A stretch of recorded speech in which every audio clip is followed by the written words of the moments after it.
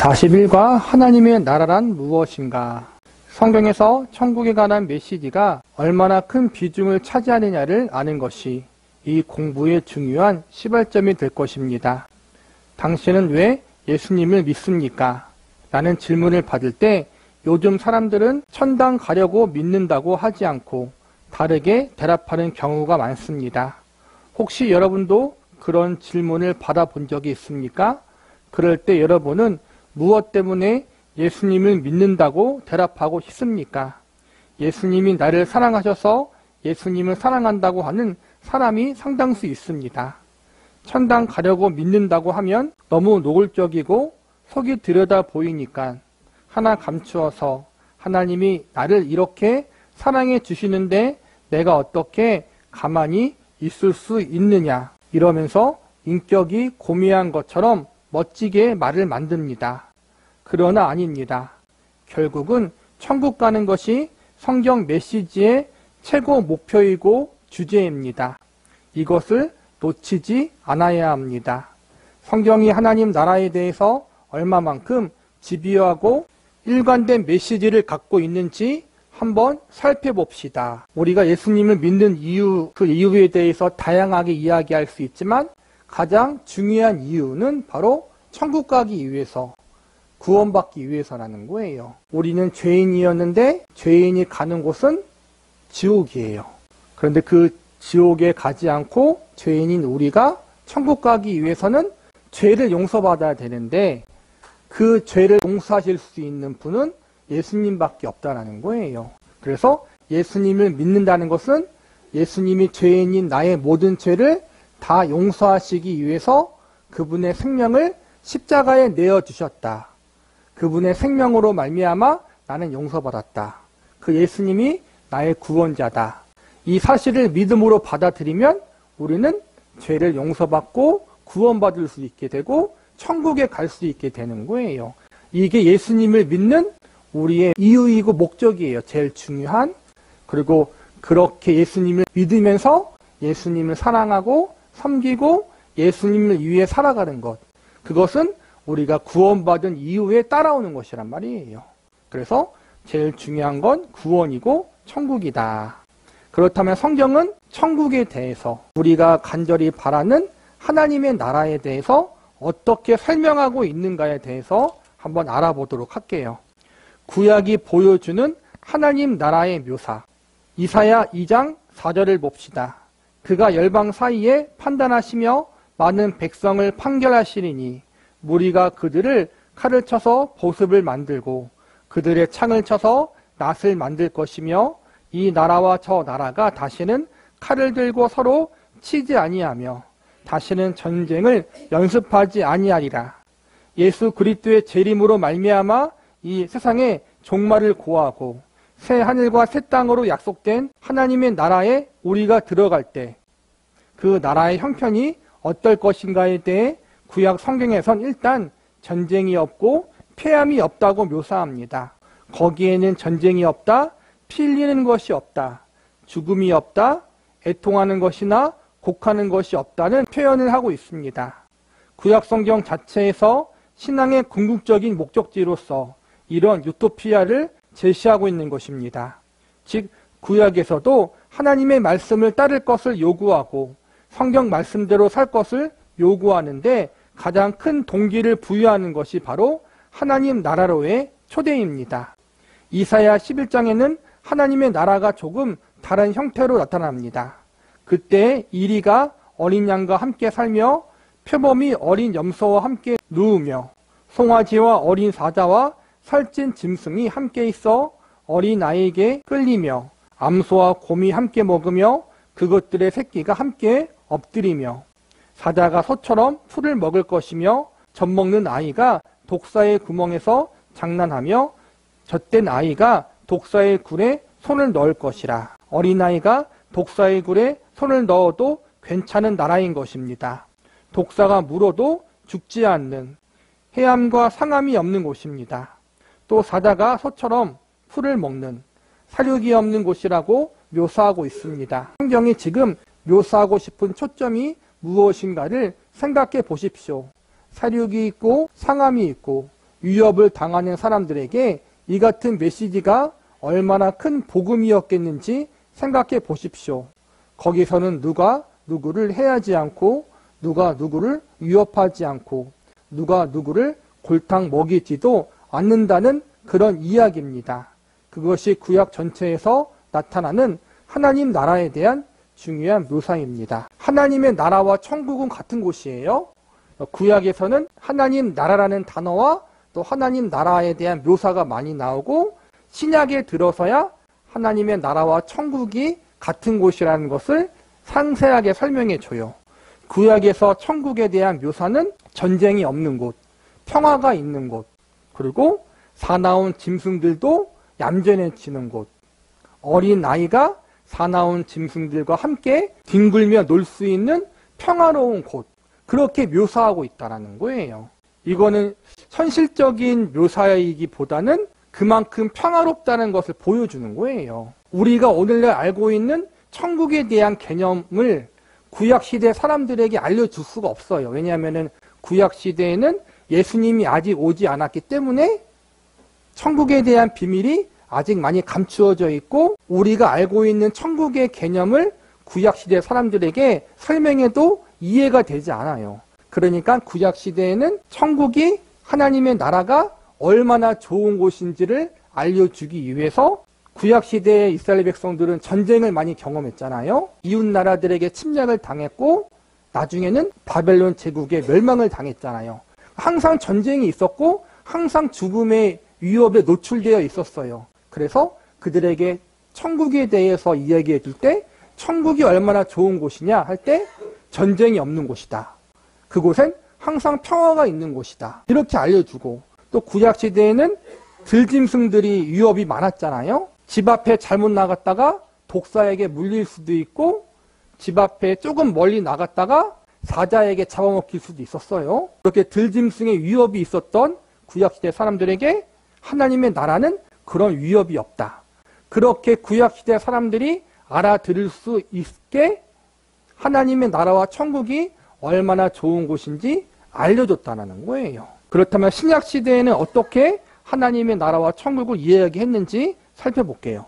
예수님이 전하신 천국 복음, 다음으로 신약 성경을 살펴봅시다. 마태복음 4장 17절을 보면 이때부터 예수께서 비로소 전파하여 이르시되 회개하라, 천국이 가까이 왔느니라 하시더라고 합니다.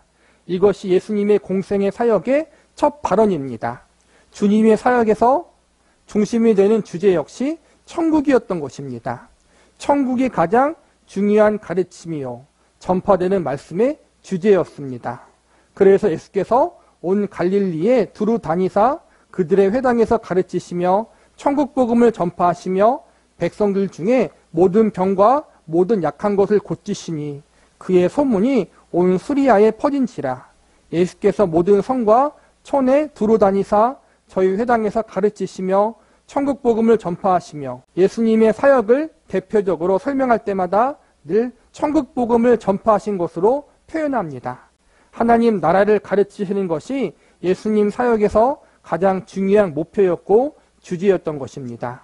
이것은 공생의 시작 부분에서만이 아니라 결론 부분에서도 볼 수 있습니다.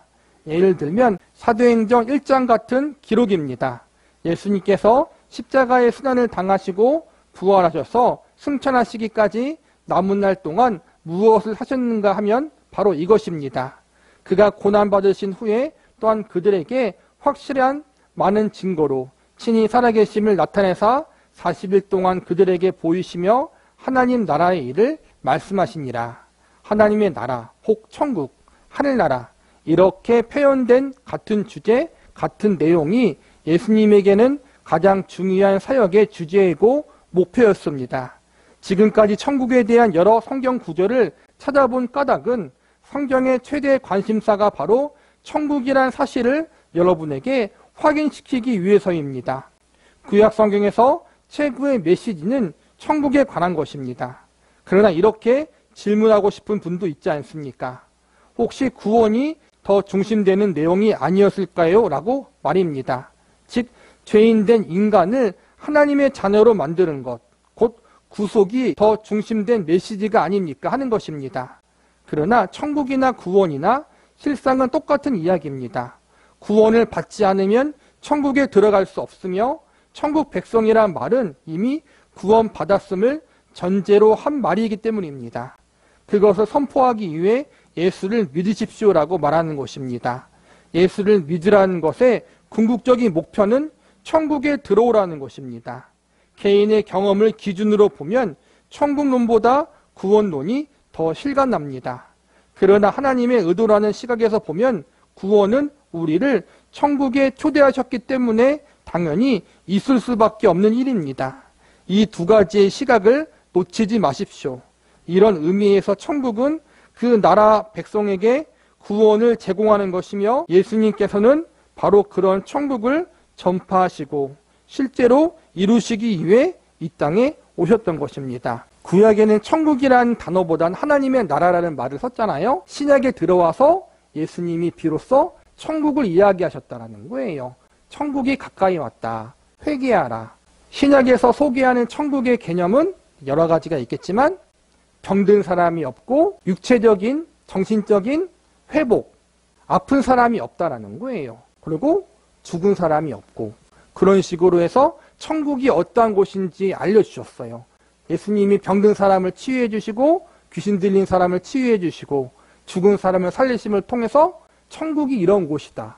죽음이 없는 곳, 아픈 곳이 없는 곳, 고통이 없는 곳, 슬픔이 없는 곳이다. 이렇게 천국에 대해서 알려주셨다는 거예요. 그런데 그 천국에 들어가기 위해선 어떻게 해야 되는가? 회개해야 된다. 내가 죄인됨을 깨닫고 하나님 앞에 회개해야 된다는 거예요. 그런데 그 회개의 개념이 단순히 제가 잘못했습니다라는 개념이 아니라 내가 갖고 있는 죄를 용서하실 수 있는 분이 예수님이다. 예수님이 나의 구원자다. 예수님이 나의 죄인됨을 용서해 주시고 나를 천국으로 이끌 수 있는 분이시다. 그분이 나의 구원자다. 이러한 사실까지 예수님이 알려주셨어요. 이게 복음이에요. 내가 죄인이지만 예수님을 믿을 때 내 모든 죄가 용서받을 수 있고 내가 하나님의 자녀와 백성으로서 천국에 들어갈 수 있다. 신약에서는 예수님이 이러한 사실까지 알려주셔요. 구약시대 이스라엘 백성들과 모든 인간들이 바라고 있던 이상적인 나라, 죽음이 없는 곳, 고통이 없는 곳, 영원한 행복과 안식이 있는 곳, 그 하나님의 나라인 천국에 들어가기 위해서는 회개하고 예수님을 믿어야 한다. 이 사실을 예수님이 알려주셨다는 거예요. 그러니까 구약에서보다 더 구체적으로 천국이 어떠한 곳이며 천국에 들어가기 위한 방법까지도 알려주셨다는 거예요. 만유를 다스리시는 통치의 개념으로서의 하나님 나라. 여러분에게 하나님 나라를 묘사해 보라고 한다면 어떻게 하겠습니까? 하나님의 나라라고 하면 대표적으로 무엇이 생각납니까? 성경이 말씀하는 천국에 대해 우리 인간들이 올바로 깨닫지 못하고 많이 오해하는 이유는 성경에서 천국이란 단어의 개념이 우리가 생각하는 것과 다르기 때문입니다. 하나님 나라의 나라는 영어로는 킹덤이라고 씁니다. 왕국이라는 이 말이 원래 어떤 뜻으로 사용되고 있느냐를 먼저 이해하지 않으면 하나님 나라를 이해하기 어렵습니다. 우리가 일반적으로 나라라고 할 때 맨 처음 들어오는 개념이 어떤 것입니까? 1차적으로는 장소적인 개념, 즉 공간적인 개념입니다. 나라 하면 먼저 땅덩어리가 생각납니다. 국가를 구성하는 3대 요소를 말하면 영토, 국민, 주권이라고 말합니다. 지금 우리가 가진 이러한 국가 개념은 아마 자원, 경제, 사회이기 때문에 생긴 개념일 것입니다. 자원이 없는 나라는 그만큼 가난해지기 때문에 우선적으로 땅덩어리가 넓고 봐야 합니다. 우리가 주기도문을 외우면서 나라가 임하옵시며라고 말할 때 우리 머리에 어떤 그림이 그려지는지 상상해 보십시오. 우리는 벌레 같은 사람들과 더러운 데서 살고 있는데 나라가 임하옵시며 할 때 하늘에서 강한 빛과 함께 구름에 떠있는 황금집이 내려오는 멋진 그림이 그려지지 않습니까? 이것이 우리가 일반적으로 가지고 있는 개념입니다. 그러나 성경이 말하는 나라의 개념은 주권입니다. 루이 14세가 이런 말을 한 적이 있습니다. 짐은 복 국가다. 그 말은 지금 우리 시대의 감각으로 볼 때 정신 나간 소리지만 그 당시에는 당연한 이야기입니다. 왕권을 가지고 있다는 것은 곧 국가를 쥐고 있다는 뜻입니다. 그 자신이 곧 국가의 전 요소입니다. 성경에 이런 왕권의 개념이 어떻게 나오는지 봅시다. 시편 103편 19절 말씀을 봅시다. 여호와께서 그의 보좌를 하늘에 세우시고 그의 왕권으로 만유를 다스리신도다. 여호와께서 그의 보좌를 하늘에 두셨다는 말씀은 장수적인 개념이 아닙니다. 그분의 위엄과 그분의 권세가 최고로 높다는 것입니다. 이와 같은 이야기를 뒤에서는 왕권으로 만유를 다스리신다. 즉 그분이 다스리는 대상이 어느 한 부분인 것이 아니라 만유이다라고 표현합니다. 그분의 정권이 모든 것을 다스리십니다. 그러므로 하나님의 나라에 관한 이야기를 할 때 천국은 장소적 개념이 아니라 통치권임을 먼저 기억하십시오. 이런 개념을 이해하면 우리가 안고 있던 여러 가지 문제가 풀리는 것을 알게 될 것입니다. 천국이 가까이 왔느니라는 말씀은 장소적으로 가깝다는 이야기가 아닙니다. 천국을 장소로만 이해하면 눈에 보이는 가시적이고 천물적인 이야기로밖에 설명이 되지 않습니다. 그러나 통치권으로 해석하면 의미가 달라지며 동시에 많은 문제들이 해결됩니다. 이와 관련하여 복음서에서도 역시 하나님의 나라가 통치권을 의미한다는 것을 더욱 분명히 보여줍니다. 우리가 생각하는 천국의 개념이 있잖아요. 죽어서 가는 곳. 죽어서 가면은 그곳에서 영원하게 하나님과 예수님과 행복하게 살아가는 곳. 이것이 천국의 개념이에요. 그런데 성경은 그것만 이야기하는 것이 아니라 더 한 발 깊이 나아가 있다는 거예요. 우리는 지금 죽지 않고 이 땅에 살고 있잖아요.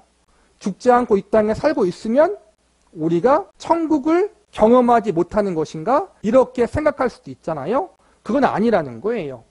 우리가 생각하는 천국의 개념이 틀린 건 아니에요. 우리가 죽어서 혹은 예수님의 재림하심으로 인해서 천국이 임하게 될 때 영원히 죽지 않고 그곳에서 행복하게 살게 될 거예요. 그런데 그 전에 이미 이 땅에서 예수님을 믿고 하나님을 아버지라고 부르고 신앙생활을 하고 있잖아요. 그렇다면 우리는 하나님께 속해 있는 사람이에요.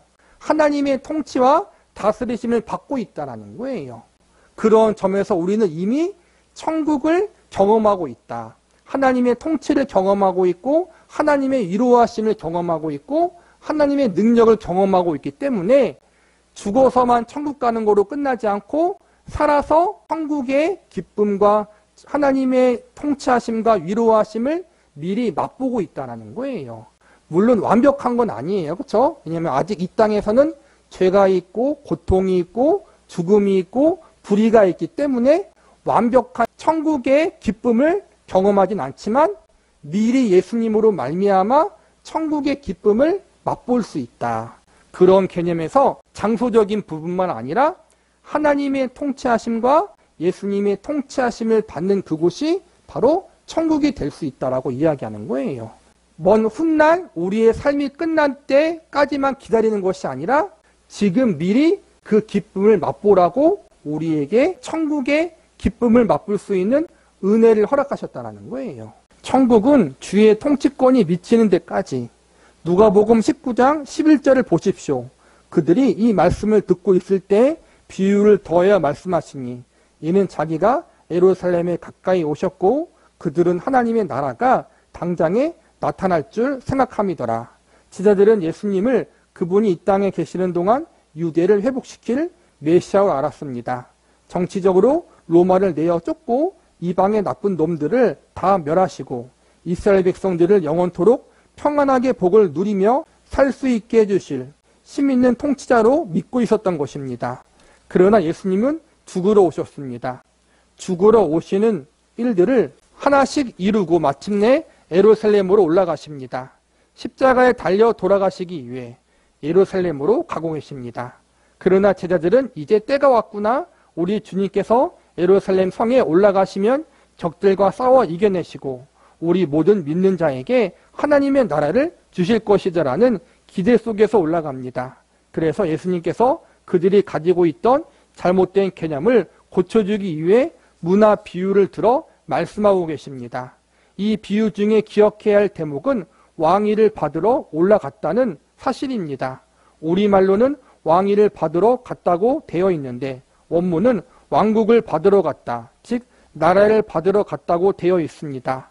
나라를 어떻게 받으러 갑니까? 나라는 받으러 가면 땅덩어리를 받는다는 것입니까? 나라를 받는 방법은 어떤 것입니까? 이것은 통치권을 받는다는 것을 의미합니다. 이 비유가 유대인들에게 이해되기 쉬운 이유가 있습니다. 지금 이스라엘은 로마의 속국이라 이스라엘 나라에서 어떤 권세든지 잡으려면 로마 황제의 결재를 받아야 합니다. 본붕왕 헤롯이 누구에게서 왕위를 받았습니까? 시저에게서입니다. 그러므로 왕위를 받기 위해서 즉 나라가 아니라 통치권을 받으러 가는 것입니다. 우리 머릿속에서 이것이 명백해지면 천국에 대한 기본적인 이해는 거의 다 된 것입니다. 어디까지가 러시아이며 어디까지가 미국입니까? 그 통치권이 미치는 데까지입니다. 주기도문에 나라가 임하옵시며라고 내포하고 있는 것은 내가 하나님의 명령을 받들어 모시겠나이다라는 고백입니다. 나라가 임하옵시며 내가 하나님의 명령을 받들어 모시는 그만큼까지 천국이 되는 것입니다. 얼마나 멋진 일인지 알 수 있습니다. 천국이 하나님의 통치와 다스리심이 임하는 곳이라고 얘기했어요. 그곳은 제일 먼저 우리가 생각하는 하늘의 천국이 맞아요. 그런데 하늘의 천국은 우리의 인생의 마지막 날에 가게 될 것이고 그 전에 지금 이 땅에서 우리가 예수님을 믿음으로 말미암아 하나님과 동행하고 하나님의 뜻 가운데 살아가는 것, 그것이 천국의 삶이 될 수 있다는 거예요. 그렇다면 그 천국의 삶을 살아갈 때 어떻게 해야겠어요? 우리의 주인 되시는 하나님과 예수님의 뜻에 더욱더 순종하고 더욱더 충성하게 살아갈 때 그만큼 더욱더 하나님의 통치하심을 경험하고 하나님이 함께 하심을 경험할 수 있다는 거예요. 즉 우리가 더 믿음으로 바르게 살아갈 때 천국에서의 기쁨을 더 많이 누리며 살아갈 수 있다는 거예요. 그러므로 우리가 첫 번째로는 하늘의 천국을 소망하며 살아가고 두 번째로는 이 땅에서 그 천국의 기쁨을 미리 맛보기 위해서 하나님과 예수님의 말씀에 더 깊이 순종하고 그 하나님과 예수님을 더 사랑하고 그 하나님과 예수님과 더 동행하는 삶을 살아갈 때 우리가 이 땅에서 천국의 기쁨을 더 깊이 더 많이 누릴 수 있다. 이 사실을 기억하면 좋을 것 같아요. 제42과 하나님 나라의 현재성과 미래성. 하나님 나라는 1차적으로 하나님의 통치권을 의미합니다. 하나님의 통치권은 이 시대를 사는 우리들에게도 시행되는 것이기에 미래에만 국한된 것이 아닙니다. 그러면 예수 그리스도의 사역을 통해 하나님의 통치권이 어떠한 모습을 시행되고 있는지를 살펴보도록 하겠습니다. 마태복음 12장 28절을 보면 그러나 내가 하나님의 성령을 힘입어 귀신을 쫓아내는 것이면 하나님의 나라가 이미 너희에게 임하였느니라라고 말씀합니다. 이 말씀은 천국이 현재 임한 모습에 대한 것입니다. 천국이 임한 증거는 하나님의 통치권이 확장됨으로써 귀신이 그 힘을 잃고 쫓겨나가는 것이라고 합니다. 두 통치권 사이의 충돌은 한쪽이 이기고 있는 곡선을 그릴 때 한쪽은 쇠퇴하고 있는 곡선을 그리는 관계를 만들게 됩니다. 흑판에 분필로 흰 색깔을 칠하는 것만큼 검은 색깔이 줄어들 수밖에 없는 것과 같습니다. 우리의 구원의 문제도 이런 관점에서 보아야 합니다. 우리의 구원이 가능하기 위해서는 우리를 붙잡고 있던 사탄의 세력을 몰아내는 일이 선행되어야 하기 때문입니다. 우리가 지금 구원을 얻고 있다는 것은 지금 하나님의 통치권이 시행되어 사탄의 세력을 몰아내고 있다는 좋은 증거입니다. 우리가 구원을 얻어 신앙생활을 한다는 것 자체가 이미 임한 하나님의 나라를 맛보고 있음을 증거하는 것입니다.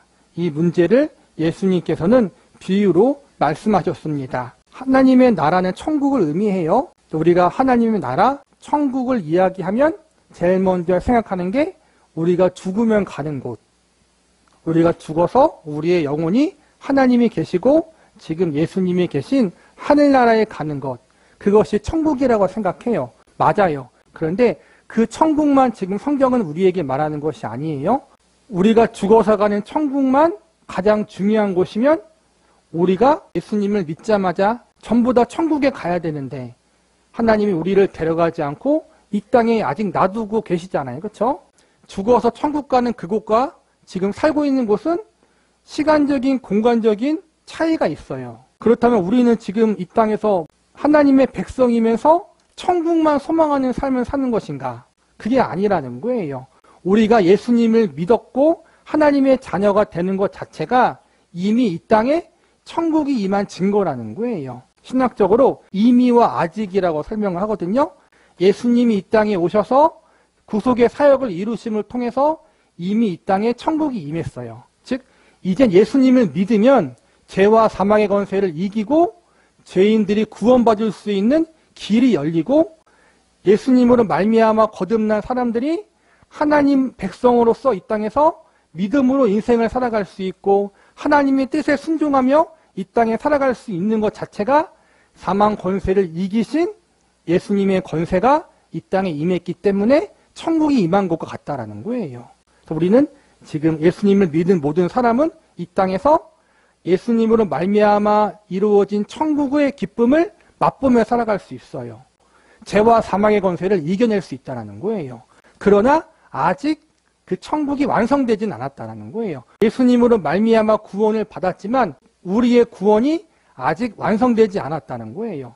천국도 완성되지 않고 구원도 완성되지 않았다. 이 말은 우리가 예수님을 믿음으로 얻게 된 구원이 부족하다라는 말이 아니라 예수님이 다시 이 땅에 재림하셔서 온 세상을 심판하시게 될 때 그때 구원이 완성되고 천국이 완성되는 거예요.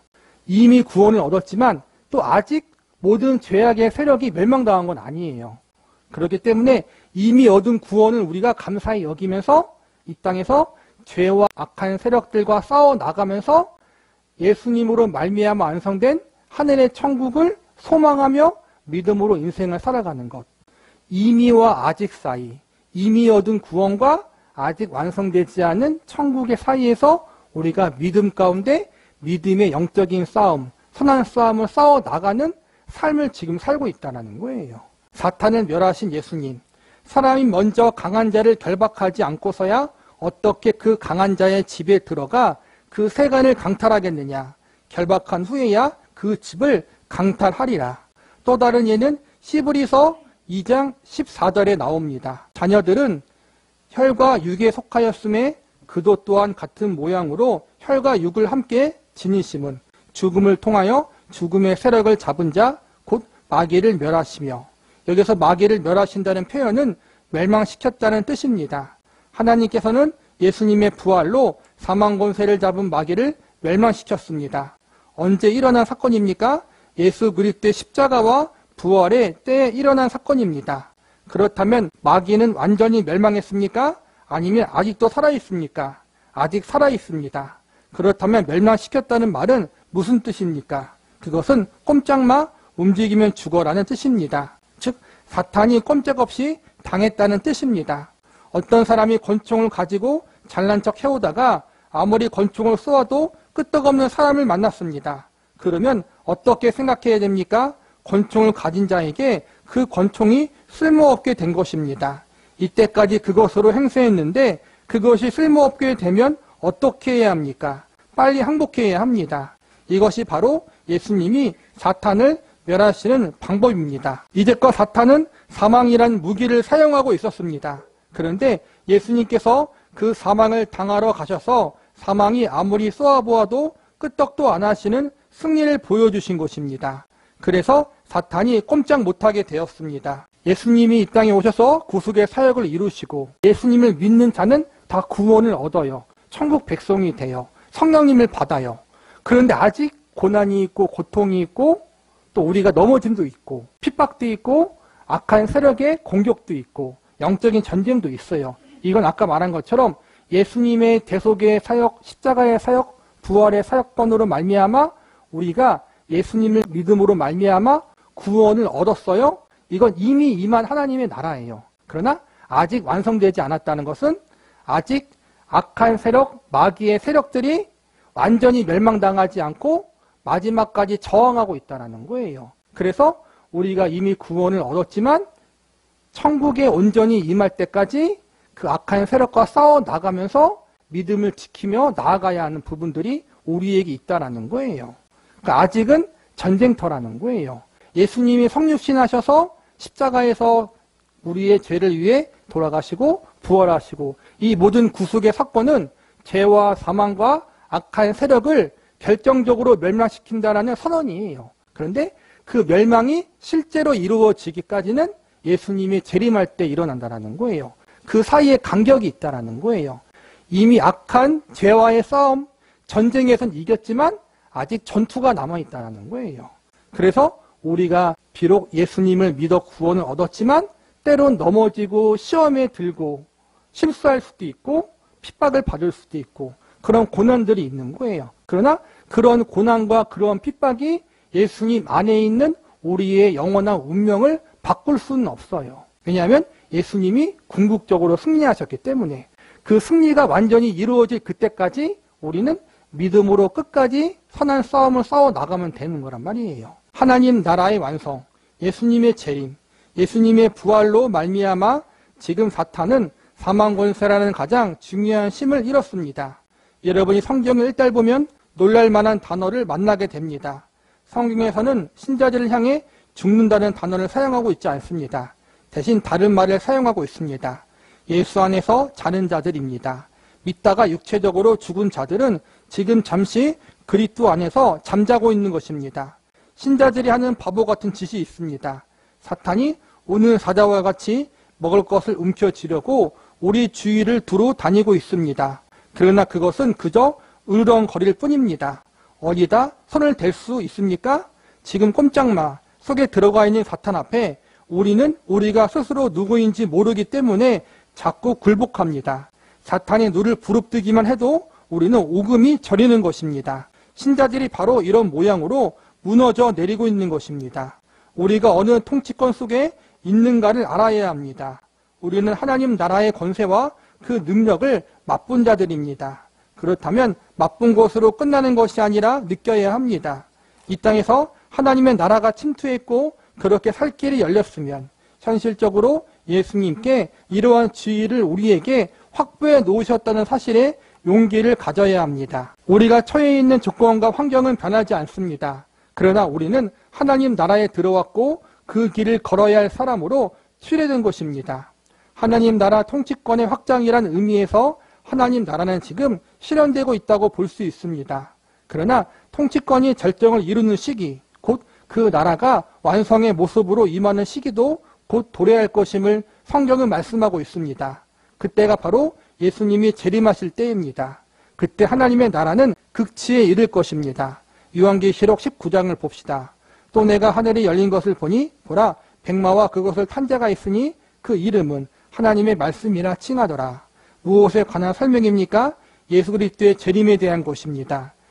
세상을 심판하시기 위하여 오시는 모습입니다.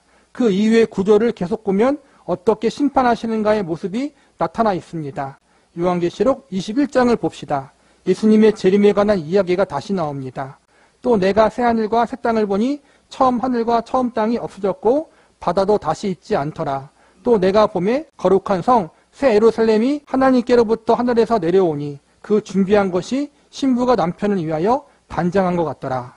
이때야 비로소 우리가 일반적으로 알고 있는 새하늘과 새 땅이 하늘로부터 내려오는 것입니다. 요한계시록 21장에는 계속 이런 말씀이 기록되어 있습니다. 내가 들으니 보좌에 큰 음성이 나서 이르되 보라 하나님의 장막이 사람들과 함께 있음에 하나님이 그들과 함께 계시리니 그들은 하나님의 백성이 되고 하나님은 친히 그들과 함께 계셔서 모든 눈물을 그 눈에서 닦아주시니 다시는 사망이 없고 애통하는 것이나 곡하는 것이나 아픈 것이 다시 있지 아니하리니 처음 것들이 다 지나갔음이로라. 우리가 예수님을 지금 믿고 있고 천국을 약속으로 받았어요. 계약서에 인감 도장을 찍은 것과 마찬가지예요.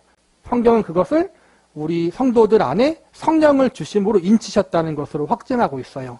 인간의 거래에는 인감 도장을 찍어도 사실은 그것이 파토날 수 있어요. 그렇죠? 계약금만 물면 하나님은 그렇지 않다는 거예요. 왜냐하면 하나님은 영원히 변치 않는 신실한 하나님이기 때문에 그분이 계약하시고 그분이 약속하신 것은 절대로 무르시지 않아요.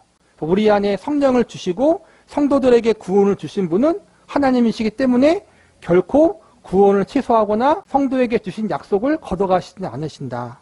그러나 그럼에도 불구하고 천국이 온전히 임할 때까지 혹은 우리가 천국에 갈 때까지 고난도 당해야 되고 여러 가지 어려움도 당해야 한다. 이걸 우리가 각오하고 있어야 한다. 그러나 그렇게 어려움을 당하고 고난을 당해도 예수님 안에 있는 우리의 영원한 운명은 하나님 자녀라는 신분, 천국의 백성이라는 신분은 어떠한 일이 있어도 변하지 않는다. 왜냐하면 하나님이 우리를 붙잡고 있기 때문에. 마귀가 사망의 권세를 잡았다는 것은 오랜 인간이 처음 만들어졌을 때, 아담과 하와가 처음 만들어졌을 때는 죽음이 없었어요. 영원히 사는 존재였는데 죄를 짓고 나서 죄인이 된 거예요. 그래서 죄인들은 언젠간 죽게 돼요. 죄의 값은 사망이라는 거예요. 그래서 마귀와 악한 세력들은 죄와 사망으로 말미암아 인간들을 올무로 옮아맨 거란 말이에요. 언젠가 다 죽게 되니까 다 죄인으로 죽는 거예요. 그런데 예수님을 믿게 되면 어떻게 돼요? 우리 안에 새 생명이 들어오잖아요. 예수님의 새 생명이 들어옴으로 말미암아 우리도 죽어요. 나이 먹으면 죽고 병들면 죽어요. 그런데 그 죽음이 심판으로서의 죽음이 아니라 성도의 죽음은 뭐예요? 하나님께 영광이고 하나님이 계신 천국에 갈 수 있는 길이 되는 거예요. 죄의 심판으로 죽음이 들어왔고 그 죽음의 형벌을 말미암아 모든 인간은 지옥의 형벌을 받아야 되는데 예수님으로 말미암아 지옥의 형벌이 되어지는 그 죽음의 심판이 천국으로 갈 수 있는 길이 되었다는 거예요. 그래서 예수님을 말미암아 죄와 사망을 이기게 된 거란 말이에요. 죽음을 두려워할 필요가 없다는 거예요. 죽음이 끝이 아닌 걸 알기 때문에. 하나님 나라의 완성과 회복, 새 하늘과 새 땅이 임하는 때가 되어야 하나님의 나라는 완성 상태에 이릅니다. 하나님의 통치권으로 현재 임한 하나님의 나라는 그때가 되면 완전한 형태가 될 것입니다. 그 나라의 백성들은 완성된 구원의 상태에 이를 것이며 그 결과 그들의 마음속에 하나님의 통치를 거부한 일이 없이 기쁨과 즐거움으로 순종하게 될 것입니다. 또한 그 백성들이 거하는 새하늘과 새 땅은 하나님이 처음 창조하셨던 상태를 완전히 회복할 뿐만 아니라 아담이 원래 하나님의 명령에 따라 완성시켜야 할 모습이 될 것입니다. 그것은 예수님이 하나님의 뜻에 100% 순종한 것과 같은 수준을 가진 자들이 모여서 만든 사회의 모습을 나타낼 것입니다. 지금 이 땅에서 하나님의 뜻을 다만 10%, 20% 정도만 순종해도 그 모습이 아름다운데 100% 순종하는 모습은 얼마나 아름답겠습니까? 거기에는 이 세상에서 벌어졌던 인간 사회의 모순이 존재하지 않을 뿐만 아니라 하나님과 함께하는 새로운 문화와 역사가 펼쳐지게 될 것입니다. 하나님께서는 이러한 나라를 미래에 완성될 하나님의 나라로 우리에게 약속하고 계십니다. 그 전까지는 곡하는 것이나 애통하는 것은 다 사탄에 의해서 자행된 것입니다. 그러나 완성된 하나님 나라에서는 완벽하게 사탄의 통치권이 소멸되고 완전히 하나님이 다스리시는 나라가 되기 때문에 다시는 그런 부족함이 없을 것입니다. 이는 인간의 힘으로 전혀 불가능한 것입니다. 오직 하나님께서 종말에 그분의 백성들에게 주시는 선물인 것입니다. 어떤 이들은 하나님의 나라의 현재성에 너무 집착한 나머지 미래의 주님께서 베푸실 초자연적인 사건을 기대하지 않고 그저 믿는 사람들이 합심하여 이 땅에서 완성된 천국의 모습을 이루어 보자고 하기도 합니다. 이들은 하나님 나라의 현재성과 미래성, 즉 하나님 나라의 이중적 도래를 이해하지 못하므로 신앙의 큰 소망을 놓치고 만 것입니다. 우리는 지금 여기에 임한 천국의 기쁨을 맛봄과 동시에 그 하나님의 나라가 우리의 삶의 모든 활동에 이 땅의 모든 영역에 확장되기를 애쓰며 주님의 재림으로 도래할 하나님 나라의 완성과 그치를 소망하는 참다운 재림의 신앙을 기쁨으로 가져야만 할 것입니다. 인간의 노력과 인간의 힘으로는 이 땅에 완벽한 천국을 만들 수 없다는 거예요. 누가 나라를 다스리든 항상 빛이 있으면 그림자가 있어요. 처음에는 조아라 대통령을 뽑고 국회의원을 뽑았는데 1년만 지나면은 지지율이 다 내려가잖아요. 항상 문제가 있고 누가 되든 완벽하지 않다라는 거예요. 즉 인간의 힘으로는 유토피아 천국을 만들 수 없다. 이 땅에 완전한 천국을 만들 수 있는 분은 하나님밖에 없다. 하나님이 예수님이 이 땅에 오실 때 완벽한 천국이 임하는데 그 전까지는 사망이 있고 고통하는 곳이 있고 여러 가지 아픔과 슬픔과 그런 것들이 있다라는 거예요. 그 전까지는 어쩔 수 없이 우리가 죽어서 천국에 가든지 예수님이 이 땅에 오시든지 그 전까지는 이 땅에 살면서 우리가 고난 당하고 어려움 당하고 불합리한 일들을 당할 것을 각오하며 살아야 된다는 거예요. 그러나 그 가운데서 끝까지 하나님을 믿는 믿음을 갖고 우리에게 주어진 삶의 자리에서 최선을 다해 성실히 살아가는 건 반드시 필요해요.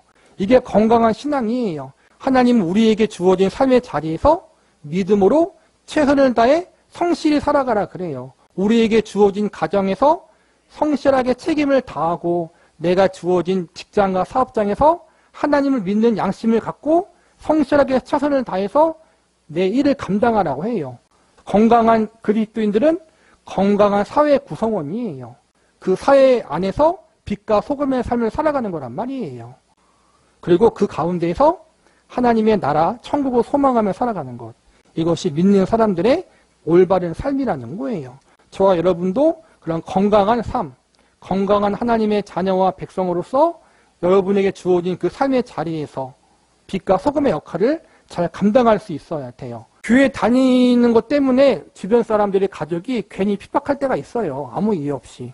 그건 어쩔 수 없는 거지만 최소한 교회 다니는데 성실하게 살아간다는 것을 그 사람들이 인정할 수 있는 삶을 살아야 돼요. 그리스도인들은 성실하다. 사회의 올바른 구성원이다. 반드시 필요하다. 이러한 사실을 세상 사람들에게, 불신자들에게 알려줄 수 있는 사람들이 되어야 한다는 거예요. 그게 건강한 재림의 신앙을 가진 하나님의 사람들, 성도들의 바른 자세라는 거예요. 저와 여러분이 그러한 건강한 재림의 신앙, 건강한 종말의 신앙을 가지고 여러분이 세상을 또 하나님의 주어진 삶을 살아갈 수 있기를 바랍니다. 43과 하나님 나라의 축복. 하나님 나라가 이미 시작되었기 때문에 당연히 우리는 현재 이 땅에서 하나님 나라의 축복들을 맛볼 수 있습니다. 이렇게 우리가 하나님 나라를 경험할 수 있기 때문에 이를 통해 우리는 진심으로 그 나라의 완성을 기대할 수 있는 것입니다. 이런 의미에서 우리가 지금 하나님 나라에 들어가서 그 나라의 축복들을 맛보고 있지 않다면 나중에 완성될 그 나라에는 더더욱 들어가지 못하게 될 것입니다. 마치 꿀통의 꿀을 조금 맛본 자가 그 꿀을 다 먹기를 서원하듯 하나님 나라도 그와 똑같을 것입니다. 하나님 나라가 우리가 죽어서 가는 천국만 의미하는 것이 아니라고 계속 배웠죠. 우리가 예수님을 믿으면 그 즉시 우리가 죄인에서 의인이 되고 하나님과 원수였던 자리에서 하나님의 자녀와 백성으로 신분이 변화돼요. 그 순간 우리는 이미 하나님의 나라를 선물로 받은 자가 되어서 비록 저 하늘의 천국에 지금 있는 건 아니지만 이 땅에서 저 하늘의 천국에서 사는 것과 마찬가지로 하나님의 통치하심과 다스리심을 미리 맛보며 살아갈 수 있는 사람들이 될 수 있어요. 천국의 기쁨을 이 땅에서 미리 경험할 수 있다. 이것이 지금 예수님을 우리가 믿을 때부터 시작되어진다. 하나님 나라의 축복, 죄사함. 하나님 나라의 축복은 인간이 처해 있는 상태에 비추어 볼 때 소극적인 축복과 적극적인 축복으로 나누어 생각해 볼 수 있습니다. 소극적인 축복이 사람이 죄 때문에 지금 처해 있는 징벌과 심판의 상태를 해결하는 것이라면 적극적인 축복이란 단순히 징벌을 그치게 하는 정도에 머무르는 것이 아니라 원래 하나님께서 사람에게 기대하셨던 완성의 자리에 이르게 하는 것을 말합니다. 우리는 전자를 죄사함이라 부르고 후자를 영생을 얻었다라는 말로 묘사하고 있습니다. 구약의 선지자들은 하나님 나라가 실현되는 메시아 시대의 축복 중의 하나로 이미 죄사함을 예언하고 있습니다. 내가 그들의 악행을 사하고 다시는 그 죄를 기억하지 아니하리라. 나의 의로운 종이 자기 지식으로 많은 사람을 의롭게 하며 또 그들의 죄악을 친히 담당하리로다. 또한 우리 주님께서 가르쳐 주신 주기도문의 순서에도 하나님 나라가 임하기를 간구한 후 그 나라가 이루어지는 방식을 하나님의 뜻이 이루어지는 것으로 알아 가르쳤고 바로 이어서 죄를 용서해 주실 것으로 연결하고 있습니다. 우리가 예수님을 믿는다고 할 때 예수님을 믿는다는 고백 속에 들어있는 과정이 있잖아요. 내가 하나님 앞에 예수님 앞에 죄인이었음을 고백하고 회개하고 예수님을 나의 구세주로 믿고 받아들이는 거잖아요. 회개가 포함되어 있다는 거예요.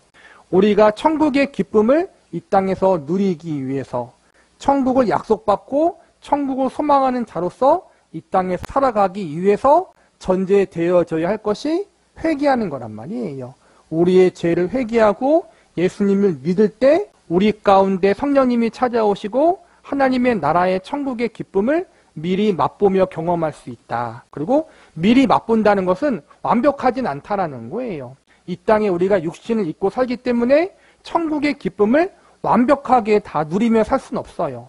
그러나 미리 맛봄을 통해서 천국의 기쁨이 이런 기쁨이구나라고 하면서 지금 이 땅에서 경험하는 천국의 기쁨은 불완전하지만 이 기쁨보다 더 완벽한 기쁨이 나를 위해서 천국에 예비되어 있다라는 그러한 소망을 가지고 이 땅에서 살아갈 수 있다는 거예요. 죄 사함의 축복과 재림의 소망, 인생이라면 누구나 모두 하나님의 거룩한 법정 앞에 서서 자기가 행한 대로 하나도 남김없이 죄를 고백해야 할 것입니다. 그러면 공정하신 재판장이신 하나님은 당연히 죄 있는 자에게 죄가 있다고 선언하시며 거기에 합당한 형벌을 집행하십니다. 그러나 그때 하나님의 백성에게는 그들을 변호하는 독특한 변호사가 있을 것입니다. 그 죄인을 대신하여 자신이 모든 형벌을 받았으니 이 사실을 의지하는 죄인은 죄 사함을 받았다고 변호하실 것입니다. 이 사건은 모든 일을 재판하시는 마지막 날에 있을 것이지만 하나님께서는 신자들에게 이 사건을 이미 이 땅에서 맛보게 하십니다. 그래서 이 땅에서 죄로 말미암은 심판에서 벗어나 죄 사함의 기쁨을 가지고 살아가게 하셨습니다. 다시 말해 마지막 날에 맛볼 천국의 기쁨 중 죄 사함의 기쁨을 지금 이 땅에서 맛보게 하신 것입니다. 예수님께서는 그분의 사역 중 자주 죄 사함에 대한 선언을 하셨습니다. 작은 자야 내 죄 사함을 받았느니라. 여자에게 이르되 내 죄 사함을 받았느니라. 이 선언은 그분이 죄를 사하실 수 있는 권세를 가지고 계시는 존재, 즉 하나님이신 메시아이심을 보이심과 동시에 예수님의 활동으로 말미암아 천국이 이미 시작되었다는 선언이기도 한 것입니다.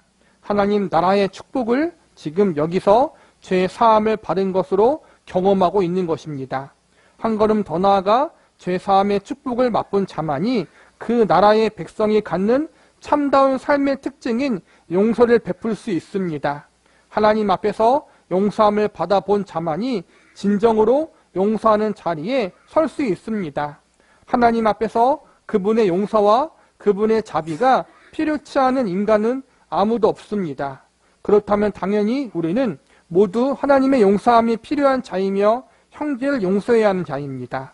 우리가 형제를 용서하는 모습을 주님은 1만 달란트 빚진 자의 비유를 통해 우리에게 요구하고 계십니다. 또한 팔복의 말씀으로도 이것을 가르치고 계십니다. 긍휼히 여기는 자는 복이 있나니 그들이 긍휼히 여김을 받을 것이며 우리의 삶은 이 땅에서 다만 하나님의 축복인 죄사함과 용서를 받는 것으로만 끝나지 않습니다. 우리와 만나는 사람들에게 이르와 용서의 축복, 즉 하나님의 복을 끼치는 사람들로 살아가야 하는 것입니다. 이것이 바로 지금 임한 천국의 축복인 죄사함을 진정으로 누리고 있는 삶이라고 할 수 있습니다. 또한 동시에 지금 맛보고 있는 것들을 통해 앞으로 온전히 맛볼 완성된 모습으로서의 그 나라와 예수님의 재림을 기쁨으로 고대하는 소망을 가지는 것입니다. 이 땅에서 우리가 경험하고 누릴 수 있는 하나님의 나라, 천국의 기쁨 중 제일 첫 번째 되는 것이 죄사함의 기쁨이라는 거예요. 우리가 예수님을 믿을 때 나는 죄인입니다. 정말 하나님 앞에 나는 못된 인간입니다. 예수님의 대속의 은혜로 저를 용서해 주십시오라고 회개하고 예수님을 영접하는 순간 우리가 가지고 있던 죄가 예수님의 십자가의 은혜로 용서받게 돼요. 이제는 우리는 죄로 인해 형벌 받아야 하는 그러한 존재가 아니라 죄의 형벌을 면제받고 하나님의 천국을 소망할 수 있는 사람들로 변화되어지는 거예요. 그래서 제일 먼저 죄사함의 은혜, 죄사함의 축복을 받는 것이 하나님 나라, 천국을 미리 경험하는 성도들의 기쁨이라는 거예요. 그리고 그러한 죄사함의 은혜를 받은 우리, 나는 정말로 죄인이었는데 예수님으로 말미암아 용서받고 구원받았다. 이 은혜와 사랑을 받은 나도 다른 사람들에게 그 은혜와 사랑을 베푸는 사람이 되어야 한다라는 마음가짐을 가질 수 있게 된다라는 거예요. 그리고 그런 마음가짐의 실천이 나에게 잘못한 사람들을 예수님의 사랑으로 용서할 수 있는 마음이 생긴다라는 거예요. 물론 이것이 실천은 쉽지 않아요. 그런데 그렇게 실천할 수 있고 순종할 수 있게 해달라고 하나님 앞에 기도하며 나아가는 것이 성도의 삶이라고 할 수 있는 거예요. 영생은 예수 그리스도를 아는 것. 그러면 하나님 나라의 생명에 대해 알아봅시다. 요한복음 3장에 나오는 니고데모와의 변론에서 예수님이 답변하신 내용을 보십시오. 예수께서 대답하여 이르시되 진실로 진실로 내게 이르노니 사람이 거듭나지 아니하면 하나님 나라를 볼 수 없느니라. 중생과 무엇을 연결시키고 있습니까? 하나님 나라에 들어가는 것과 연관시키고 있습니다. 또 5절을 보면 예수님께서 대답하시되 진실로 진실로 내게 이르노니 사람이 물과 성령으로 나지 아니하면 하나님의 나라에 들어갈 수 없느니라. 하나님 나라에 들어가고 하나님 나라를 보는 그 모든 일이 무엇으로만 가능하다고 합니까? 중생으로만 가능합니다. 이같이 성경은 하나님 나라에 들어가는 것과 영생을 얻었다는 것을 언제나 같은 뜻으로 쓰고 있습니다. 영생과 하나님 나라는 같은 것입니다. 그러면 영생은 무엇입니까? 요한복음 17장을 봅시다. 영생은 곧 유일하신 참 하나님과 그가 보내신 자 예수 그리스도를 아는 것이니이다 라고 합니다. 이 안다는 말은 우리가 보통 생각하듯 단순히 지식을 가리키는 단어가 아닙니다. 여기서 안다는 것은 훨씬 깊은 뜻입니다. 나는 저 여자를 안다. 이럴 때 쓰는 말입니다. 깊은 교제를 갖고 있다는 뜻입니다. 우리말에서도 안다는 말은 여러 가지로 쓰입니다만 그는 내가 잘 아는데 그런 사람이 아니야. 이럴 때 쓰는 안다의 의미입니다. 그의 깊은 속마음을, 그의 됨됨임을, 그의 속성과 성격과 인격을 안다는 뜻입니다. 인격적인 깊은 교제가 있다는 뜻입니다. 이것이 여기서 안다는 의미입니다. 그러므로 영생은 하나님과의 교제입니다. 예수 그리스도와의 교제입니다. 이것이 없는 자는 하나님의 나라의 백성일 수 없습니다. 예수님과 우리가 얼마나 깊은 교제에 있느냐에 따라서 우리가 갖고 있는 영생의 정도가 어느 만큼의 것이냐가 구별되기도 합니다. 여기에 지금 우리가 영생에 대해 추적해보는 이유가 있는 것입니다. 영생이란 것은 우리가 회개하고 예수님이 믿을 때 우리 안에 예수님의 생명이 들어오는 걸 말해요. 우리가 죄를 용서받고 우리 안에 성령님이 들어오고 예수님의 생명이 들어오므로 하나님의 자녀가 되어지는 것이 영생을 얻었다라는 거예요. 이렇게 영생을 얻은 사람들의 특징은 앞서 처음 말한 것처럼 죄사함의 기쁨이 있고 또 죄사함의 은혜를 받은 자로서 다른 이를 섬기고 용서하는 삶을 사는 것, 그리고 영생을 받은 자로서 하나님과 깊은 교제를 누리며 살아가는 것, 그것이 바로 구원받은 자, 천국을 소망하는 자의 특징이라는 거예요. 저와 여러분은 영생을 받은 자, 예수님을 만난 자로서 예수님과 깊은 교제를 누리며 살아갈 수 있는 사람이 되어야 한다는 거예요. 성경 말씀을 통해서, 기도를 통해서, 우리가 또 예배 시간을 통해서 예수님이 어떤 분이신지 계속 배우잖아요. 그런 말씀들을 배우면서 그 예수님이 이러한 분이시구나라고 알아가는 것, 이것이 구원받은 자로서의 삶이고 천국을 선물로 받은 자로서의 삶이라는 거예요. 우리가 그렇게 하나님을 조금씩 점진적으로 지금 더 깊이 알아가는 과정 가운데 있는 거예요. 이것이 하나님 나라의 삶을 지금 경험하고 있는 것이다. 우리의 삶 가운데에서 점진적으로 하나님을 인격적으로 더 깊이 알아가는 거예요, 여러분. 그게 신앙생활이고 그게 천국에서의 삶을 미리 경험하는 거예요. 하나님의 자녀가 누리는 생명, 우리가 지금 하나님을 알고 예수 그리스도를 압니까? 모릅니까? 압니다. 분명히 압니다. 그러면 세상 사람들은 하나님과 예수 그리스도를 압니까? 모릅니까? 압니다. 그러나 어떤 식으로 알고 있습니까? 예수쟁이들이 믿는 신, 고무신 이러면서 약을 올립니다. 예수는 처녀가 나왔다며 이것이 그들이 아는 하나님과 예수님입니다. 그러나 우리는 하나님과의 교제가 있는 사람들입니다.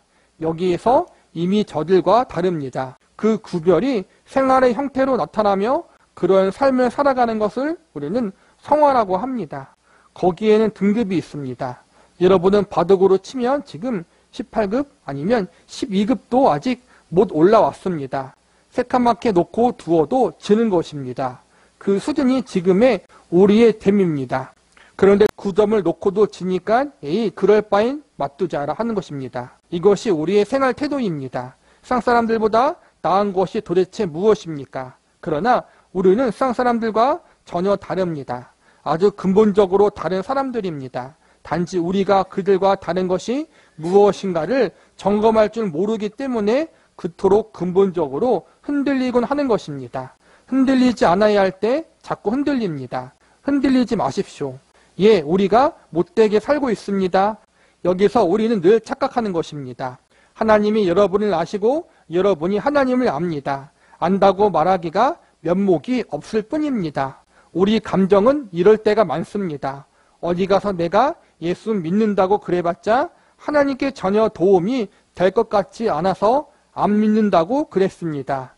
이 부분을 혼동하지 않는 것이 하나님의 사람으로서 우리가 기억해야 할 또 다른 기준선입니다.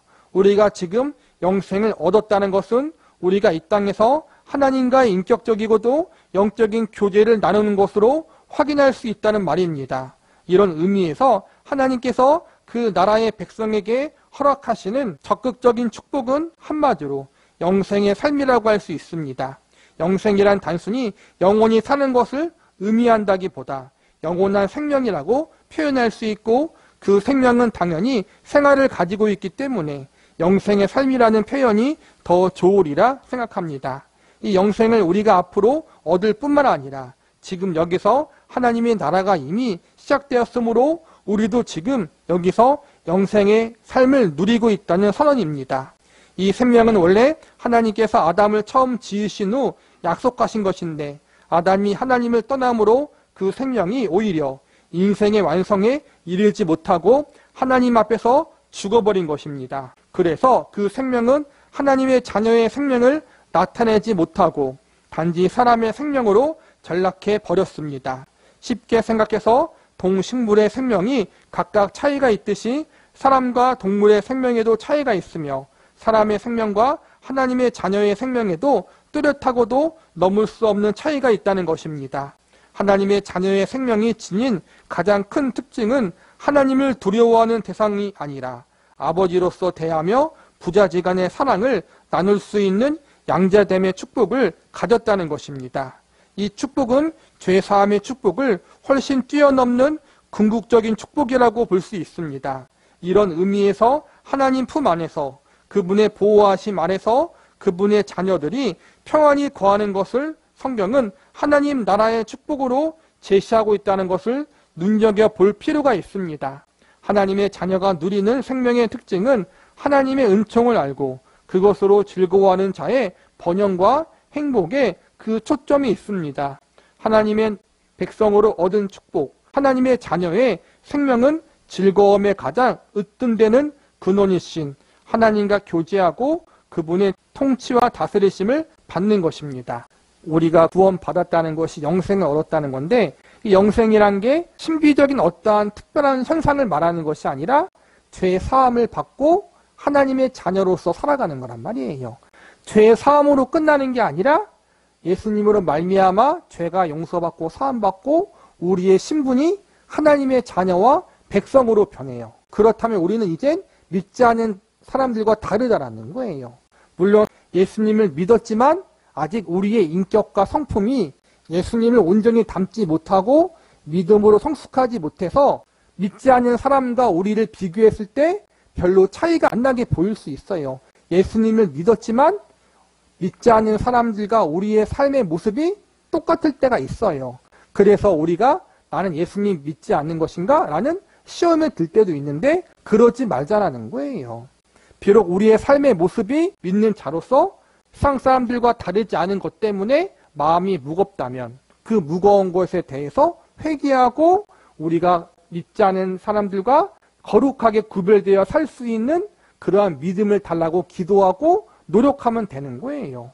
그리고 제일 중요한 건 그럼에도 불구하고 아직 부족하고 연약해서 우리가 세상 사람들과 구별되는 모습이 많이 보이지 않지만 우리와 세상 사람들이 가장 구별되는 것은 우리가 하나님을 아버지라 부를 수 있다는 거예요. 믿지 않는 사람들도 하나님께 기도할 수 있어요. 하나님도 찾고 부처님도 찾잖아요. 그렇죠? 급하면 그들은 하나님을 아버지라고 안 불러요. 우리는 하나님을 아버지라 부르며 기도하잖아요. 그게 다른 점이라는 거예요. 그러므로 아직 우리가 부족하다고 해서 연약하다고 해서 우리의 인격과 성품이 아직 개차반이라고 해도 그건 반성하고 회개할 부분이지 그것이 우리의 구원과 신분은 가르지 않다. 우리는 하나님의 자녀다. 그 부분을 반드시 기억하라는 거예요. 그러나 하나님을 안다고 말하는 이 영생은 물론 현재에도 있지만 내세에 가서야 완전히 알 수 있게 되는 것입니다. 지금은 심히하나 그때에는 하나님과의 교제가 충만히 이루어져 얼굴과 얼굴을 대하여 보는 것 같이 분명하리라고 바울은 말합니다. 하나님과의 사귐으로 이 생명을 소유하는 자는 바로 그 하나님의 자녀들이 드러내는 이 생명의 질에 대한 표현으로 말미암아 이미 이 땅에 하나님의 나라가 강력하게 활동하고 있다는 징조를 보여주는 중대한 역할을 맡았습니다. 또한 하나님께서 하나님의 자녀들에게 이것을 축복으로 허락하신 것입니다. 이것을 축복으로 알 때 우리는 하나님의 자녀이기에 우리가 당하는 이 땅에서의 고통을 통해 오히려 우리가 누구인가를 더 잘 드러내게 됩니다. 또한 그것을 통하여 우리가 하나님의 나라를 이 땅에 나타내는데 쓰임받는 인생임을 알아서 단지 고통을 없애달라는 정도에 머무르지 않고 오히려 환난으로 인해 감사하며 기뻐하는 자리에까지 나아갈 수 있는 것입니다. 그러나 또 하나 꼭 기억해야 할 일이 있습니다. 우리가 이 땅에서는 영적으로 다 완성될 수 없다는 것입니다. 우리 모두는 지금 여기서 영적으로 하나님과 교제를 나누고 있습니다. 그러나 지금 거울로 보는 것과 같습니다. 우리가 지금 아는 것이 전부라고 할 수 있습니까? 아닙니다. 왜 모른다고 감히 살아날 수 있습니까? 거울로 모든 것을 볼 수 있는 자는 아무도 없기 때문입니다. 이것이 성경의 요구이며 지적입니다. 이 땅에서 완벽해질 수 없다는 거예요. 그러므로 우리의 부족함은 당연하다는 거예요. 그러나 중요한 것은 죽어서 천국에 가든지 예수님이 재림하셔서 이 땅에 천국이 완성돼서 하나님 앞에 가든지 어쨌든 우리는 언젠간 하나님 앞에 가게 돼요. 그때 우리는 하나님을 거울로 보는 것처럼 간접적으로 보는 것처럼 하는 것이 아니라 직접 만나서 교제하게 되는 그런 날이 올 거예요. 우리가 그런 날을 소망할 수 있어요. 지금 우리가 다 알지 못하고 모든 것들에 대해서 다 이해하지 못하지만 지금 우리가 하나님을 믿고 예수님으로 믿음으로 말미암아 감사하고 기쁨을 느낄 때가 있잖아요. 그 감사와 기쁨의 수천 배가 되는 기쁨, 그 완벽한 기쁨을 천국에 가서 누리게 될 거예요. 감히 상상할 수 없을 만큼의 기쁨과 행복을 누리게 될 것이다라는 것을 지금 이 땅에서 우리가 감사와 기쁨을 통해 미리 경험하고 그것으로 말미암아 천국을 더 소망할 수 있다는 거예요.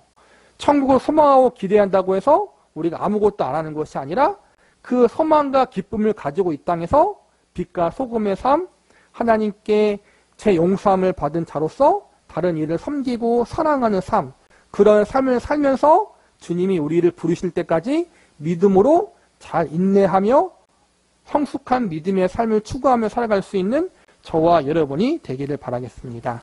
제44과 하나님 나라에 들어가는 길.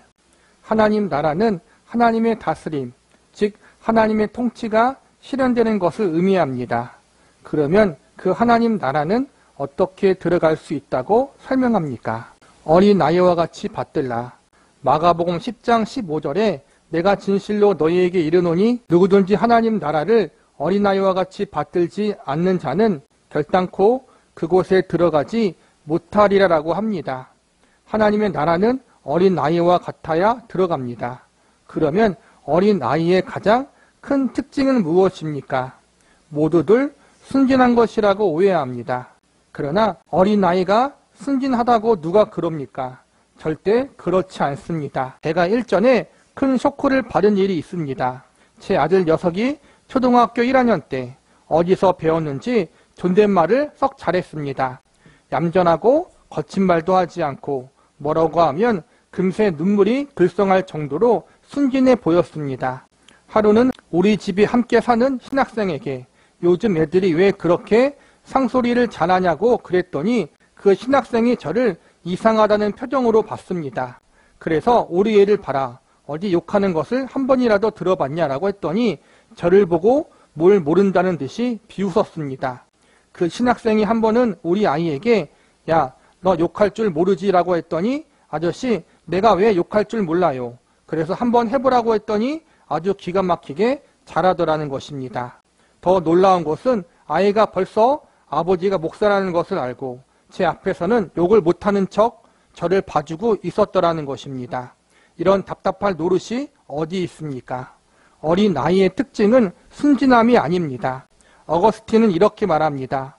어린아이가 순진해 보이는 것은 아직 악을 행할 힘이 미약하기 때문이다. 악이 없고 죄가 없기 때문이 아닙니다. 악을 행할 힘이 적기 때문에 100원을 훔치지 100만 원을 훔쳐가지 않습니다. 왜냐하면 어린아이의 세계에서 100원은 쓸 데가 있어도 100만 원은 쓸 데가 없기 때문입니다. 혹시 1000원짜리는 훔쳐가도 10만 원짜리 수표는 훔쳐가지 못합니다. 그래서 우리는 순진하다고 생각할 따름입니다. 그러나 아이들은 절대로 순진하지 않습니다. 아이들의 특징은 다른 데 있습니다. 무엇입니까? 아이들은 자신이 필요로 하는 것을 스스로 마련하지 못하는 존재라는 점입니다. 이것이 어린아이의 특징입니다. 순진함이 아니라 모든 것을 남에게 받아야 하는 의존적인 존재, 그것이 어린아이의 특징입니다. 성경에서 말씀하는 어린아이다움이 무엇인지 알겠습니까? 어린아이와 같이 받들지 않는 자는 이라는 말씀에서 받든다는 것은 영어로 수납의 의미입니다. 받든다고 하면 높여 올리는 기분이 들지만 그게 아니라 여기서는 시행되게 한다는 뜻입니다. 하나님의 나라가 어떻게 우리에게 임합니까? 통치권으로 임합니다. 그 하나님의 나라가 내 안에 임하느냐 임하지 않느냐는 내가 그 명령을 받드느냐 그렇지 않느냐에 달려 있습니다. 실제로 신자들의 매일의 싸움은 다른 것이 아니라 바로 이것입니다. 복음서에 보니까 하나님의 나라에 들어가기 위해서는 어린 아이와 같아야 한다라고 그렇게 예수님이 가르쳐 주셨죠. 부자가 천국에 들어가는 것이 낙타가 바늘기에 들어가는 것보다 어렵다. 사람의 능력으로, 사람의 공로로, 사람의 열심으로 우리가 하나님의 나라, 천국에 갈 수 없다라는 거예요. 그러나 하나님은 하신다. 하나님의 주권적인 은혜로 천국에 가는 것이고 하나님 나라에 가는 것이지 우리 인간의 능력과 수단과 가진 것으로 가는 것이 아니라는 거예요. 그렇다면 그 하나님의 은혜를 받기 위해서는 어떻게 해야 되는가? 어떠한 자세여야 하는가? 어린아이와 같아야 한다. 어린아이와 같아야 한다는 건 어린아이처럼 순수해야 된다는 뜻이 아니라는 거예요. 우리는 보통 어린아이가 순수하다라고 여기지만 아이들 같지 않잖아요. 요즘에는. 여긴 100원, 1000원 이야기했는데 요즘 애들은 100만 원 넘치는 애들이에요. 그렇죠? 애들이 순수하다고 우리가 보는 건 그 큰 악을 행할 능력이 지금이 없어서 그런 거지 그 안에는 이미 죄악과 악이 내재해 있다. 그렇다면 어린아이와 같다라는 말은 무엇인가? 받들다라는 거예요. 받들어야 된다. 내가 좋든 싫든 부모들의 말을 들어야 되고 부모의 통치에 내가 그것을 받아들이고 수납해야 된다는 거예요. 부모가 없다면 어쨌든 어린아이들은 살아갈 수가 없는 존재잖아요. 부모를 의존할 수밖에 없는 존재잖아요. 그걸 이야기하는 거란 말이에요. 어린아이와 같이 부모의 통치를 받아야 되고 부모를 의존하며 살아야 한다. 어린아이와 같다라는 말은 하나님을 우리가 의존해야 된다. 하나님이 아니면 살아갈 수 없는 존재라는 거 우리가 알아야 된다. 그리고 그 하나님의 통치하심을 내가 받아들여야 된다. 이게 어린아이와 같아야 된다라는 가르침에 담긴 의미라는 거예요. 하나님의 통치권이 시행되도록 여러분의 매일의 신앙생활을 하나님 앞에 점검해 보십시오. 주로 어떤 싸움으로 일관되어 있습니까? 하나님의 명령과 그에 대한 우리의 항변의 싸움입니다. 내가 나의 일에 대한 주권은 가지려는 싸움과 하나님이 나로 하여금 하나님의 명령을 시행하기를 원하시는 것과의 충돌입니다. 신앙생활에서 우리는 처음부터 하나님의 뜻에 순종하기보다는 매를 맞고 하나님께 돌아오는 경우가 많습니다. 이때 배워야 할 중요한 사실은 내가 하나님의 통치를 거부할 때 하나님은 그 통치권을 실행하는 과정으로 우리에게 매를 드신다는 사실입니다. 우리는 이런 부정적인 차원으로 하나님 나라를 맛보고 있습니다. 너희는 먼저 그의 나라와 그의 의를 구하라. 여기서 그의 나라는 통치권을 의미합니다. 그 다음에 그의 의라는 말이 나오는데 우리는 이 말을 대단히 많이 오해하고 있습니다. 우리는 그의 나라와 그의 의를 다른 것으로 생각합니다. 그의 나라가 빨리 임하고 하나님이 의로우신 것 같이 나로 하여금 의롭게 살게 해주십시오라는 이 두 가지를 다 구해야 하는 것으로 알고 있습니다. 의란 다른 것이 아닙니다. 하나님이 하라는 것은 하고 하지 말라는 것은 하지 않는 것입니다. 그의 나라와 그의 의는 같은 말의 다른 표현입니다. 우리가 만일 그의 나라를 구한다는 이 말을 주님의 재림 사이에 임할 새 하늘과 새 땅으로 이해한다면 오늘 우리가 드리는 기도는 사실 독백일 뿐입니다. 내일 아침에도 틀림없이 그 천국은 임하지 않을 것입니다. 그것은 불을 보듯 뻔합니다. 아직 성경이 약속한 여러 가지 재림 이전의 증거들이 다 드러나지 않았기 때문입니다. 내일 아침도 역시 우리는 고달픈 인생을 또 살아야 합니다. 그런데도 불구하고 우리는 밤낮 하나님께로부터 이런 기도를 요구받고 있다는 것입니다. 그의 나라를 구하라니요. 내일 안 오는 것이 너무 뻔한데 무엇 때문에 구하겠습니까? 그러나 이제 통치권이라는 개념을 이해한다면 그의 나라를 구하는 말씀이 무슨 뜻인지 알게 됩니다. 신자의 신앙생활 가운데 제일 큰 문제는 예수 그리스도를 구세주로 믿지만 나의 주인으로 믿고 있지 않다는 것입니다. 누가 주인이냐의 싸움이 계속된다는 것입니다. 예수 그리스도를 나의 주인으로 모셨습니까? 그러면 그분이 하라고 하시는 일은 언제나 옳다고 믿기로 작정하셨습니까? 그것이 바로 통치권에 굴복하는 것이며 천국에 들어간다고 하는 의미입니다. 그러므로 하나님 나라에 들어간다는 것은 어린아이와 같이 내 힘으로 불가능하기에 하나님이 해주시는 것을 그대로 받아들이는 것입니다.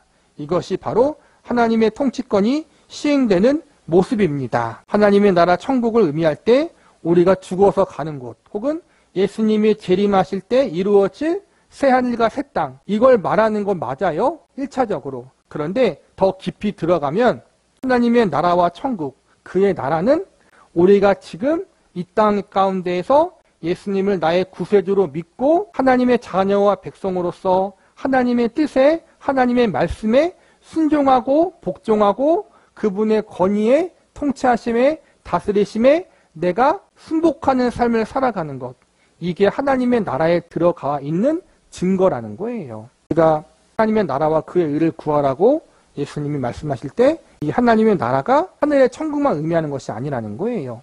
내가 지금 숨을 쉬고 살아있는 이 순간에 하나님의 통치하심과 다스리심을 받는 삶을 살아야 한다. 쉽게 말해서 하나님의 자녀답게 살아야 한다는 거예요. 말씀에 순종하는 삶을 살아야 한다는 거예요. 어린아이가 좋든 싫든 부모의 통치를 받아야 하는 것처럼 그래야 살아요. 그렇죠? 자기가 성인이 될 때까지. 우리도 마찬가지라는 거예요. 그 어린아이와 같아야 된다. 하나님의 통치를 받아야 된다. 예수님을 나의 구세주로 믿는다라는 뜻에는 예수님이 나의 구원자다라는 의미만 있는 게 아니라 나의 주님이다라는 의미도 같이 포함되어 있는 거예요. 구주라는 말에는 구원자와 주님, 주님이란 말에는 주인님이라는 뜻이거든요. 그러니까 우리는 예수님을 나의 구원자로 믿는데 주인으로 삼는 삶을 살아가지 못할 때가 많다는 거예요. 하나님의 나라에 들어가는 삶이란 그거예요. 예수님을 나의 구원자로 믿고 그분이 나의 주인 되심을 인정하고 그분의 통치하심에 따라 살아가는 것. 우리가 그런 삶을 살아가야 한다는 거예요. 부자가 천국에 들어가려면 하나님 나라에 들어가는 길은 내 힘으로 갈 수 없는 길입니다. 그저 하나님께서 은혜로 주시는 것을 어린아이와 같이 받아들이는 것입니다. 마태복음 19장 23에서 26절 말씀을 통해 좀 더 구체적으로 살펴보겠습니다. 익히 알고 있는 말씀 같지만 그 진정한 뜻에 대해서는 우리가 의외로 잘 모르고 있을 수 있습니다. 예수께서 제자들에게 이르시되 내가 진실로 너희에게 이르노니 부자는 천국에 들어가기가 어려우니라. 다시 너희에게 말하노니 낙타가 바늘귀로 들어가는 것이 부자가 하나님의 나라에 들어가는 것보다 쉬우니라 하시니 제자들이 듣고 몹시 놀라 이르되 그렇다면 누가 구원을 얻을 수 있으리이까?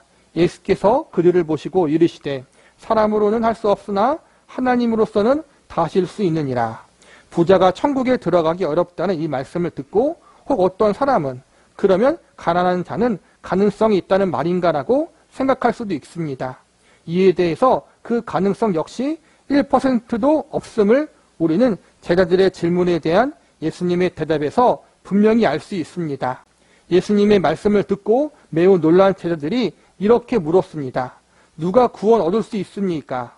이에 대하여 예수님께서 사람으로는 할 수 없으나 하나님으로서는 다 하실 수 있느니라라고 말씀하심으로써 인간 스스로의 노력이나 인간의 능력으로 구원 얻는 길, 즉 천국에 들어가는 길이 있을 수 없음을 선언하고 계십니다.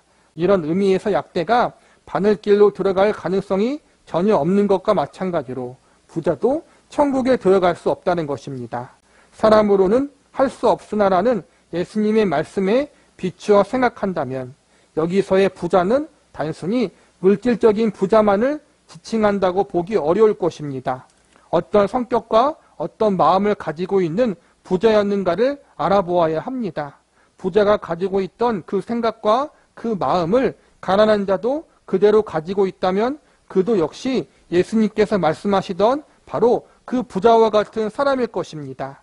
이 부자는 한마디로 계명을 지켜 그 공로로 영생을 얻으려 했던 자입니다. 즉 구원 얻을 가능성을 자기 자신에게 두고 자신의 힘으로 천국에 들어가려고 했던 사람인 것입니다. 이런 사람은 아무리 노력해도 구원 얻을 수 없습니다. 예수님께서는 부자 청년에게 계명을 실천해보는 과정을 통해 스스로의 힘으로는 왜 불가능한지를 깨닫게 하기 위해서 내 소유를 팔아 가난한 자들에게 주고 나를 좇으라고 말씀하셨던 것입니다. 이 부자 청년에게 무엇보다 시급한 문제는 자신의 힘으로는 천국에 들어갈 수 없음을 철저히 인식하는 일이었습니다. 이 말은 이제까지 자신의 힘으로 할 수 있으리라는 오만한 생각과 자기의 의로부터 떠나야 된다는 말입니다. 하나님 나라를 어린아이와 같이 받아들이게 되는 것은 먼저 자기 자신의 힘으로는 불가능하다는 것을 철저히 인식하는 데서부터 출발하는 것입니다. 그 다음에라야 하나님이 주셔야만 된다는 것을 의식할 수 있고 하나님께 그 마음을 온전히 맡길 수 있게 되는 것입니다. 어느 날 부자 청년이 예수님을 찾아와서 어떻게 해야 천국에 갈 수 있습니까? 라고 물어봤어요. 그러니까 예수님이 말씀하실 때 율법에 대해 말씀하시고 하나님 말씀에 대해 말씀하시니까 저는 어릴 때부터 율법을 다 지켰습니다. 그러는 거예요. 자기는 깨끗하다, 선하다라는 거예요. 자기가 선한데 굳이 왜 천국에 대해 물어보겠어요? 자기 자랑일 수도 있겠죠. 근데 예수님께서 너희가 가진 것을 다 팔아서 가난한 자에게 주라고 하니까 그거에서 넘어진 거예요. 그것 때문에 걱정하고 근심하면서 예수님은 떠나갔어요. 예수님이 뭘 알려주시려고 하냐면은 부자에게 있어서 그가 가진 장애물은 그가 가지고 있는 의로움과 공로였고 또 자기가 갖고 있는 선함이었어요. 나는 다른 사람들보다 깨끗하게 산다. 선하게 산다. 그래도 저 사람들보다 말씀을 잘 지키며 살아간다. 이게 그의 공로였다라는 거예요. 이 공로로 자기는 천국에 갈 수 있다라고 여겼던 거예요. 그런데 예수님이 부자에게 그가 가지고 있는 물질을 얘기하면서 이것을 가난한 자에게 주라고 하니까 못 줬어요. 그러니까 예수님의 말씀은 결국 너가 하나님 앞에서 포기하지 못한 것이 있다라는 거예요. 그에게 있어서 하나님과 같이 여기는 그러한 것들이 물질이라는 거예요. 물질이 우상이 되었다는 거죠. 그것조차 포기하지 못하는 너가 어떻게 천국에 갈 수 있겠느냐. 즉 자기가 가진 공로나 자기가 가진 자격으로는 천국에 갈 수 없다는 걸 알려주시는 거란 말이에요. 부자가 천국에 갈 수 없다는 것은 그 부자와 같은 마음, 나는 내가 가진 어떠한 것으로 선함이나 공로나 종교적인 의식이나 열심을 통해서 하나님 앞에 나아갈 수 있다라고 생각하는 부자의 마음 같은 마음을 가진 사람은 천국에 갈 수 없다는 거예요. 저와 여러분도 마찬가지예요. 저와 여러분이 주일날 빠지지 않고 교회 다니고 성경 말씀을 보고 매일매일 기도하고 하나님 앞에 열심히 나아가는 그 열심 자체로 우리는 구원받을 수 있는 게 아니에요. 우리가 사실 열심을 내는 건 구원의 은혜에 감사해서 그런 것이지 그게 구원의 조건은 아니잖아요. 그렇죠? 우리가 가진 그 어떠한 것도 구원의 조건이나 근거가 될 수 없다. 오직 하나님의 은혜, 예수님의 십자가의 은혜와 공로만 우리의 구원의 조건이 될 수 있다는 거예요. 그러니까 나는 나를 구원할 수 없기 때문에 예수님의 십자가를 의지합니다. 하나님의 은혜를 의지합니다.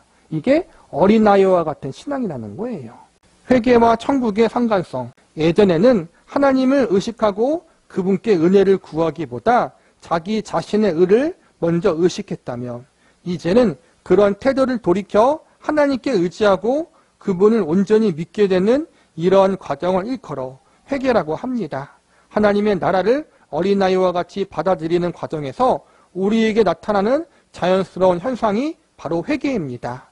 회개는 물론 우리의 여러 죄에 대한 뉘우침이겠지만 그 회개의 근본적 성격은 하나님을 의지하지 않고 자기 마음대로 자기 힘으로 살려고 했던 데서 돌이키는 것입니다. 이런 의미에서 예수님과 세례 요한이 천국의 선포와 함께 회개를 외쳤던 것은 그의 나라에 들어가는 것과 회개가 어떤 관계인지를 잘 드러내 줍니다. 회개하라 천국이 가까웠느니라. 하나님의 나라는 근본적으로 의로운 나라이기에 회개하지 않고는 아무도 들어갈 수 없는 곳입니다. 하나님의 통치권이 임할 때 우리는 먼저 하나님 없이 살던 삶을 돌아보면서 내가 이 상태로는 도저히 구원 얻을 수 없구나 하는 것을 깨닫고 슬퍼하며 거기서 하나님의 은혜를 구하는 회개를 하게 되는 것입니다. 이렇게 회개하는 자는 이제 그의 삶 가운데 하나님께서 다스리시는 대로 온전히 순종하는 모습으로 살아가게 되는 것입니다. 한 사람이 두 주인을 섬기지 못할 것이니 혹 이를 미워하고 저를 사랑하거나 혹 이를 중히 여기고 저를 경히 여김이라. 너희가 하나님과 재물을 겸하여 섬기지 못하느니라.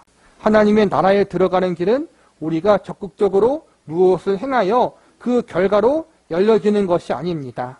하나님께서 몸소 그 나라로 우리를 인도하실 때 우리 자신의 죄인된 정체성과 그 죄로 인한 하나님의 형벌을 분명히 보여주심으로 우리를 회개케 하시는 것입니다. 내 힘으로 불가능하기에 하나님께서 베푸시는 구원의 길을 바라보며 그것을 의지하라는 것입니다. 이것이 바로 어린아이와 같은 마음으로 천국을 받든다는 말씀입니다. 내가 가지고 있는 그 어떠한 조건으로도 그 어떠한 열심과 공로로도 우리는 구원받거나 천국에 갈 수 없다. 오직 하나님의 은혜로 예수님의 대속의 은혜, 십자가의 공로를 의지해야만 천국에 갈 수 있다. 의지해야 한다. 하나님께서 예수님을 통해 우리에게 열어주신 구원의 길을 받아들이는 거란 말이에요. 이게 어린아이와 같은 믿음이라는 거예요. 우리가 그 어린아이와 같은 믿음으로 하나님을 의존하고 예수님을 의존하며 살아갈 때 그때가 우리가 하나님의 나라를 소유할 수 있는 것이다. 첫 번째로 우리가 천국에, 하늘의 천국에 갈 수 있게 되는 것이고 두 번째 이 땅에서도 하나님을 의존하며 살아가기 때문에 이 땅에서 하나님의 통치함 가운데 천국의 기쁨을 미리 맛보며 살아갈 수 있는 사람들이 될 수 있다는 거예요. 저와 여러분 모두 어린아이와 같이 철저하게 하나님만 의존하고 예수님만 의존하며 살아갈 수 있는 저와 여러분이 되기를 바랍니다. 제45가 하나님 나라와 교회. 교회는 예수님이 우리 신자들을 위해 만들어주신 최고의 기관임을 배웠습니다. 그러나 예수님이 이 땅에 오셔서 하신 일 중에 과연 교회가 제일 중요한 목표였습니까? 이 질문에 대하여 우리는 쉽게 그렇습니다라고 동의할 수 없습니다. 왜냐하면 복음서에서는 교회에 대한 언급이 극히 적기 때문입니다. 이 질문을 근거로 하여 교회의 본질에 대해 좀 더 깊게 살펴보도록 하겠습니다. 하나님의 통치가 실현되고 있다. 교회에 관한 언급은 서신서에서 풍성하게 나타나지만 예수님이 이 땅에 직접 활동하셨던 내용을 기록한 복음서에서는 단 2번만 나타납니다. 교회에 관한 이야기는 마태복음 16장에 와서야 비로소 언급되고 있습니다. 왜 그렇습니까? 이제 예수님께서 이 땅에 오셔서 하시려고 했던 목표와 사역의 중심이 무엇이었는가를 추적해서 그것이 어떻게 교회와 연결되는가를 찾아봅시다. 먼저 예수님의 사역의 가장 중요한 목표요 주제가 무엇이었는가를 마태복음 4장에서 찾아봅시다. 이때부터 예수께서 비로소 전파하여 이르시되 회개하라 천국이 가까이 왔느니라 하시더라. 이 말씀은 예수님께서 공생애를 시작하시면서 전파하신 첫 번째 말씀이었습니다. 또한 예수께서 온 갈릴리에 두루 다니사 그들의 회당에서 가르치시며 천국 복음을 전파하시며 백성 중에 모든 병과 모든 약한 것을 고치시니 그의 소문이 온 수리아에 퍼진지라. 사람들이 모든 앓는 자와 각종 병에 걸려서 고통당하는 자, 귀신 들린 자, 간지나는 자, 중풍병자를 데려오니 그들을 고치시더라. 예수께서 모든 도시와 마을에 두루 다니사 그들의 회당에서 가르치심에 천국 복음을 전파하시며 이와 같이 예수님의 사역을 유학께서 설명할 때마다 늘 천국 복음을 전파하셨다는 표현이 사용되고 있는 것을 볼 수 있습니다. 이와 같은 구절들을 볼 때 하나님의 나라를 선포하는 것이야말로 예수님의 사역에서 가장 중심적인 주제였다는 사실을 알 수 있습니다. 이것은 공생의 시작 부분에서만이 아니라 결론 부분에서도 볼 수 있습니다.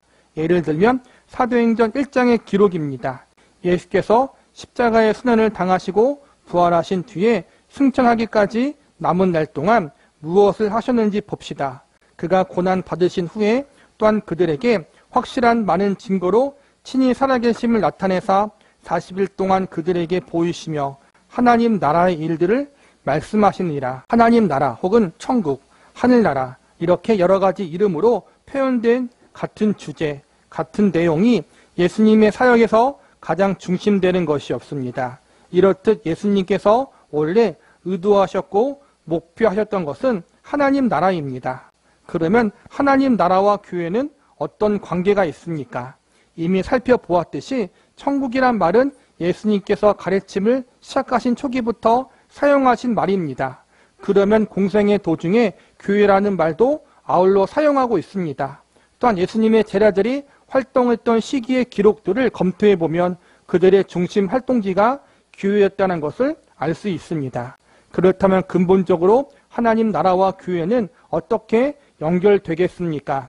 이 관련성을 폭넓게 이해할 때 교회의 의미와 본질은 더욱더 밝히 드러나게 될 것입니다. 하나님의 통치 형태가 바로 의와 생명과 사랑이라는 것을 보여주기 위해 예수님께서는 성령의 능력으로 귀신들을 쫓아내고 병 고치는 치유의 모습을 보여주셨습니다. 하나님의 통치하심을 예수님께서는 말씀으로 선포하시면서 동시에 귀신을 쫓아내는 것으로 그 통치가 실현되고 있음을 보여주셨습니다. 예수님께서 하나님 나라를 선포하신 것은 사탄의 통치에서 벗어나 하나님의 통치 아래 들어오라는 초대장이며 부름이었던 것입니다.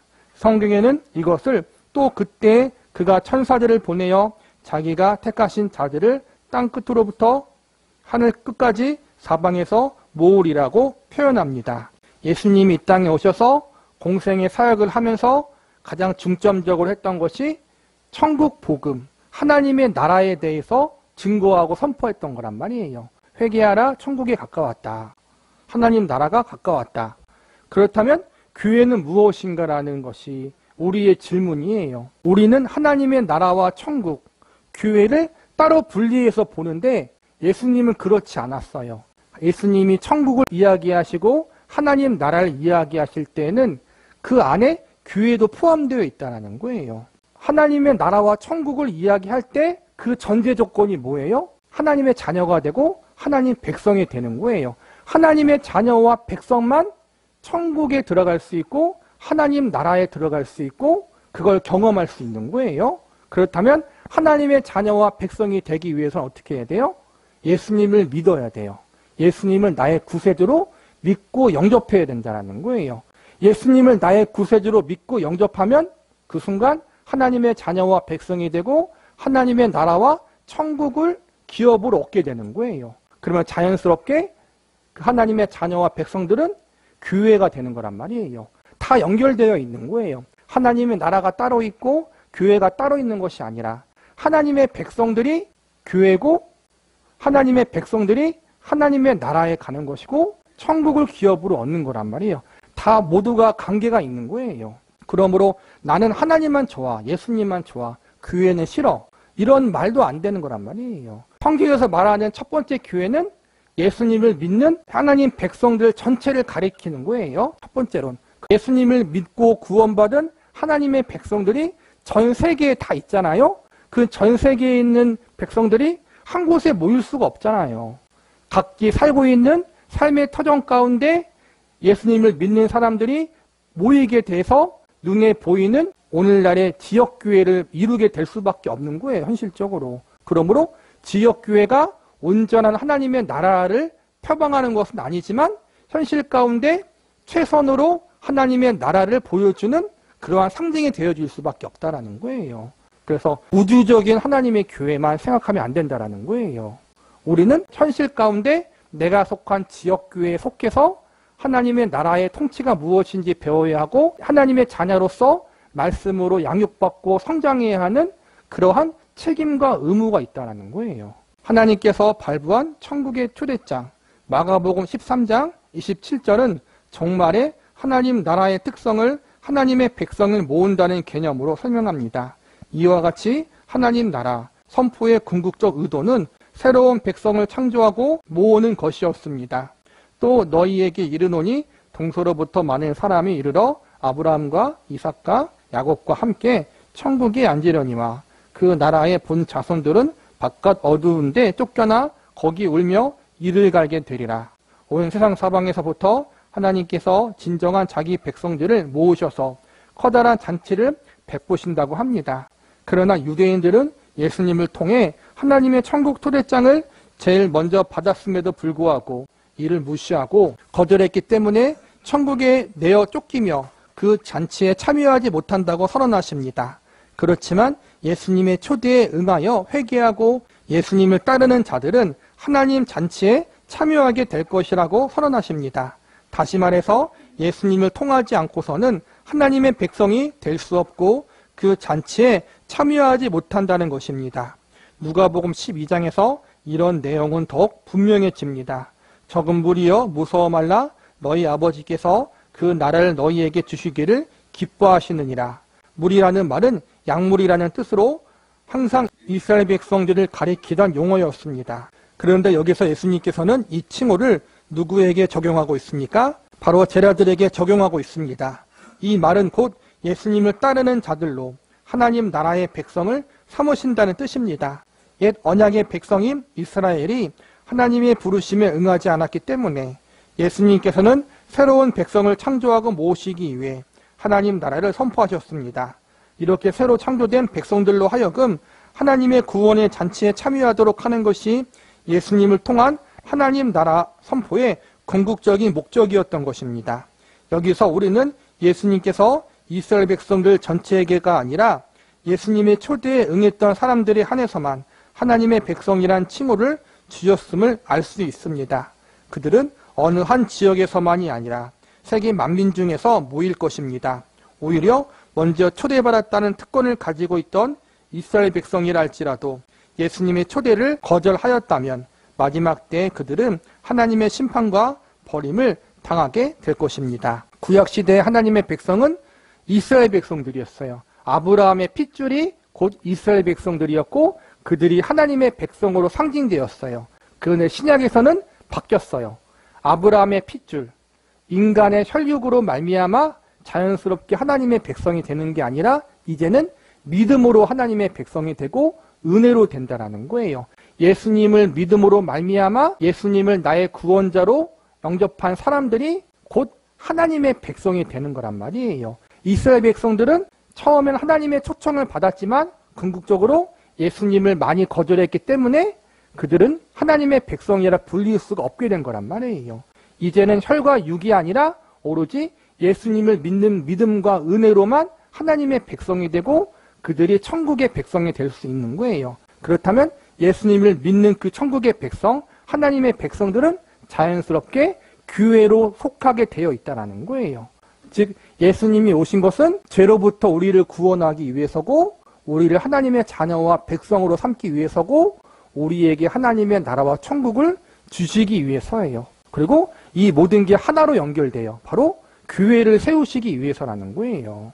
그래서 예수님이 오신 건 교회를 세우시기 위해서다. 이 말도 틀린 게 아니라 맞는 말이라는 거예요.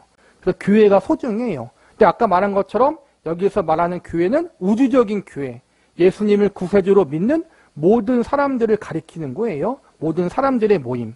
그러나 우리는 현실적으로 모든 사람들이 다 함께 할 수가 없기 때문에 우리가 살고 있는 대한민국 이 지역사회 가운데 지역교회라는 공동체로 모일 수밖에 없다는 거예요. 그래서 우리가 교회라고 말할 땐 우주적인 교회지만 동시에 지역교회도 함께 우리가 생각을 해야 돼요. 신약 성경에 보면은 골로새서, 에베소서, 고린도전서 다 어디다 쓴 서신서예요? 그 당시 로마 제국 주변에 있던 도시들, 마을들에 있던 지역교회에 보낸 서신서들이란 말이에요. 우주적인 교회를 우리가 표방하지만 현실적으로 궁극적으로 우리가 살고 있는 지역교회에 우리가 속해서 하나님을 함께 예배하고 섬기는 것이 성경적인 것이란 말이에요. 절대로 혼자서 하나님을 섬기고 예수님을 섬기면 그건 올바른 섬김이 아니에요. 인터넷을 통해 온라인을 통해 책으로 통해서만 신앙생활을 하는 사람들 치고 건강한 사람이 없어요. 물론 우리의 지역교회가 완벽하다라는 건 아니에요. 불완전하고 문제가 많아요. 그런데 우리의 가정, 육신적인 가정도 문제가 많잖아요. 사실은. 그렇죠? 완벽한 가정이 어디 있어요? 다 들여다보면 다 문제가 있어요. 큰 문제, 작은 문제, 솔직히 더러운 문제도 있기도 하고 그렇다고 해서 우리가 가정을 무시하진 않잖아요. 교회도 마찬가지예요. 문제가 진짜 많아요. 그럼에도 불구하고 우리가 지역교회를 무시하거나 외면할 수는 없다는 거예요. 가정에 문제가 많다고 해서 부모님이 문제가 많다고 해서 자녀가 문제가 많다고 해서 가정을 다 해체하자. 이런 사람이 아무도 없잖아요. 교회도 마찬가지라는 거예요. 문제가 있지만 지역교회를 사랑함을 통해서 우주적인 교회가 얼마나 소중한지를 우리가 배울 수 있어요. 그리고 나 또한 얼마나 연약하고 죄인인지를 배울 수 있다는 거예요. 예수를 주로 고백하는 신앙, 그런 의미에서 예수를 주로 고백하는 신앙 고백을 통하여 모여진 무리들만이 하나님 나라의 백성이 되며 예수님께서 이들을 내 교회라고 선언하십니다. 시몬 베드로가 대답하여 이르되 주는 그리스도시요 살아계신 하나님의 아들이시나이다. 또 내가 내게 이르노니 너는 베드로라. 내가 이 반석 위에 내 교회를 세우노니 음부의 권세가 이기지 못하리라. 사탄의 통치권에서 벗어나 회개하고 하나님의 주권을 인정함으로 모인 그들이 바로 종말의 새로운 하나님 나라의 백성들인 것입니다. 이들에게 하나님의 통치가 나타납니다. 또한 하나님의 통치를 받아들이고 인정하며 살아가는 동안 이들은 하나님의 축복을 경험하게 됩니다. 그런 의미에서 교회는 지상에서 하나님 백성을 나타내는 또 다른 표현이라고 말할 수 있습니다. 즉 하나님 나라의 현재적 형태가 바로 교회이며 이 교회는 예수님의 하나님의 나라에 대한 선포의 결과로 열매 맺어진다는 말입니다. 이런 차원에서 교회는 현재 이 땅에서 하나님 나라를 잘 드러낼 수 있는 기관입니다. 신자들이 비록 이 땅에서 활동하고 있지만 그 활동의 모든 원리와 방향은 하나님의 다스리심을 받는 하나님의 백성으로 살아가는 것입니다. 그러므로 하나님은 교회가 이 땅에서 주님이 다시 오실 때까지 계속적으로 하나님 나라를 선포해 나가는 유일한 기관으로서 그 진가를 발휘하도록 하셨습니다. 그런 의미에서 우리는 자신이 하나님 백성의 한 분자된 교회의 일원으로 살아가고 있음을 가치 있게 여겨야만 할 것입니다. 우리가 예수님을 믿고 영접하는 그 순간 하나님의 자녀와 백성이 되고 우주적인 교회에 속하게 돼요. 그러나 동시에 지역교회에도 함께 속하게 돼요. 우주적인 교회에만 속해 있는 것만 영광된 것이 아니라 동시에 이 지역교회에 속해 있는 것도 하나님께 감사할 일이고 이 지역교회를 통해서 내가 믿음으로 양육받고 하나님의 영광에 참여한 자로서 어떻게 살아가야 할까? 천국의 백성으로서 어떻게 바르게 살아가야 할까를 말씀으로 배우고 양육받고 교육받고 훈련받으면서 성장해 나가는 것이 바로 교회에 속한 우리들의 모습이 되어야 한다는 거예요. 예수님이 이 땅에 오신 것은 저와 여러분을 교회에 속하여, 교회에 속한다는 건 구원하는 걸로 끝나는 게 아니라 자라나게 하시기 위해서라는 거예요. 그러므로 구원이 끝이 아니다. 예수님을 믿고 하나님을 믿고 교회 안 다니고 집에서만 예배를 드려야지. 물론 그것이 구원의 문제와 연관되진 않아요. 솔직히. 그러나 건강하진 않다는 거예요. 오늘날 가장 큰 문제 중 하나가 뭐예요? 결혼을 안 한다는 거예요. 그렇죠? 결혼을 안 하고 애도 안 낳고. 왜냐하면 첫 번째는 살기 힘드니까. 더 깊이 들어가 보면은 자유롭게 살고 싶은 거예요. 자유롭게. 책임지기 싫은 거예요. 그렇죠? 결혼하면 책임지게 되잖아요. 그게 싫은 거예요. 틀린 말은 아니에요. 그런데 우리는 알고 있잖아요. 그게 항상 옳은 건 아니에요. 그렇죠? 옳은 게 아니에요. 신앙적인 면이 아니더라도 한 나라의 국민으로서 한 사회의 구성원으로서 우리가 건강한 가정을 이루는 게 정말로 중요하다는 것은 우리가 학교에서도 배우잖아요. 성경에서 마찬가지고 교회에 속하는 것도 마찬가지라는 거예요. 우리가 지역교회 문제가 많이 있고 내 마음에 드는 교회가 없어. 솔직히 이야기하면 내 마음에 드는 가정이 어디 있어요? 그렇죠? 태어났으니 가정에 속해 있는 거지. 내 마음에 드는 완벽한 교회가 없더라도 기도하면서 적당한 교회를 우리가 택해야 돼요. 잘못된 교회 아니고 적당한 교회. 올바른 말씀을 증거하는 교회. 그 교회에 문제가 있고 내가 보기에 다 성차지 않지만 그래도 바른 복음이 증거되고 선포되는 교회라면 그곳에 몸을 담아서 내가 믿음의 성장과 양육을 받아야 되고 또 그 교회를 위해서 기도하며 나아가야 하는 것이 우리 성도들의 책임이라는 거예요. 그러므로 우리가 교회를 소중히 여기고 예수님이 그분의 생명을 주시고 피값으로 산 교회라고 성경은 증거해요. 그 교회 안에 속해 있다는 것을 우리가 감사하면서 하나님의 자녀와 백성으로서 교회에 속해서 믿음으로 잘 양육받고 성장하고 성숙한 성도로 우리가 자라날 수 있기를 바라겠습니다.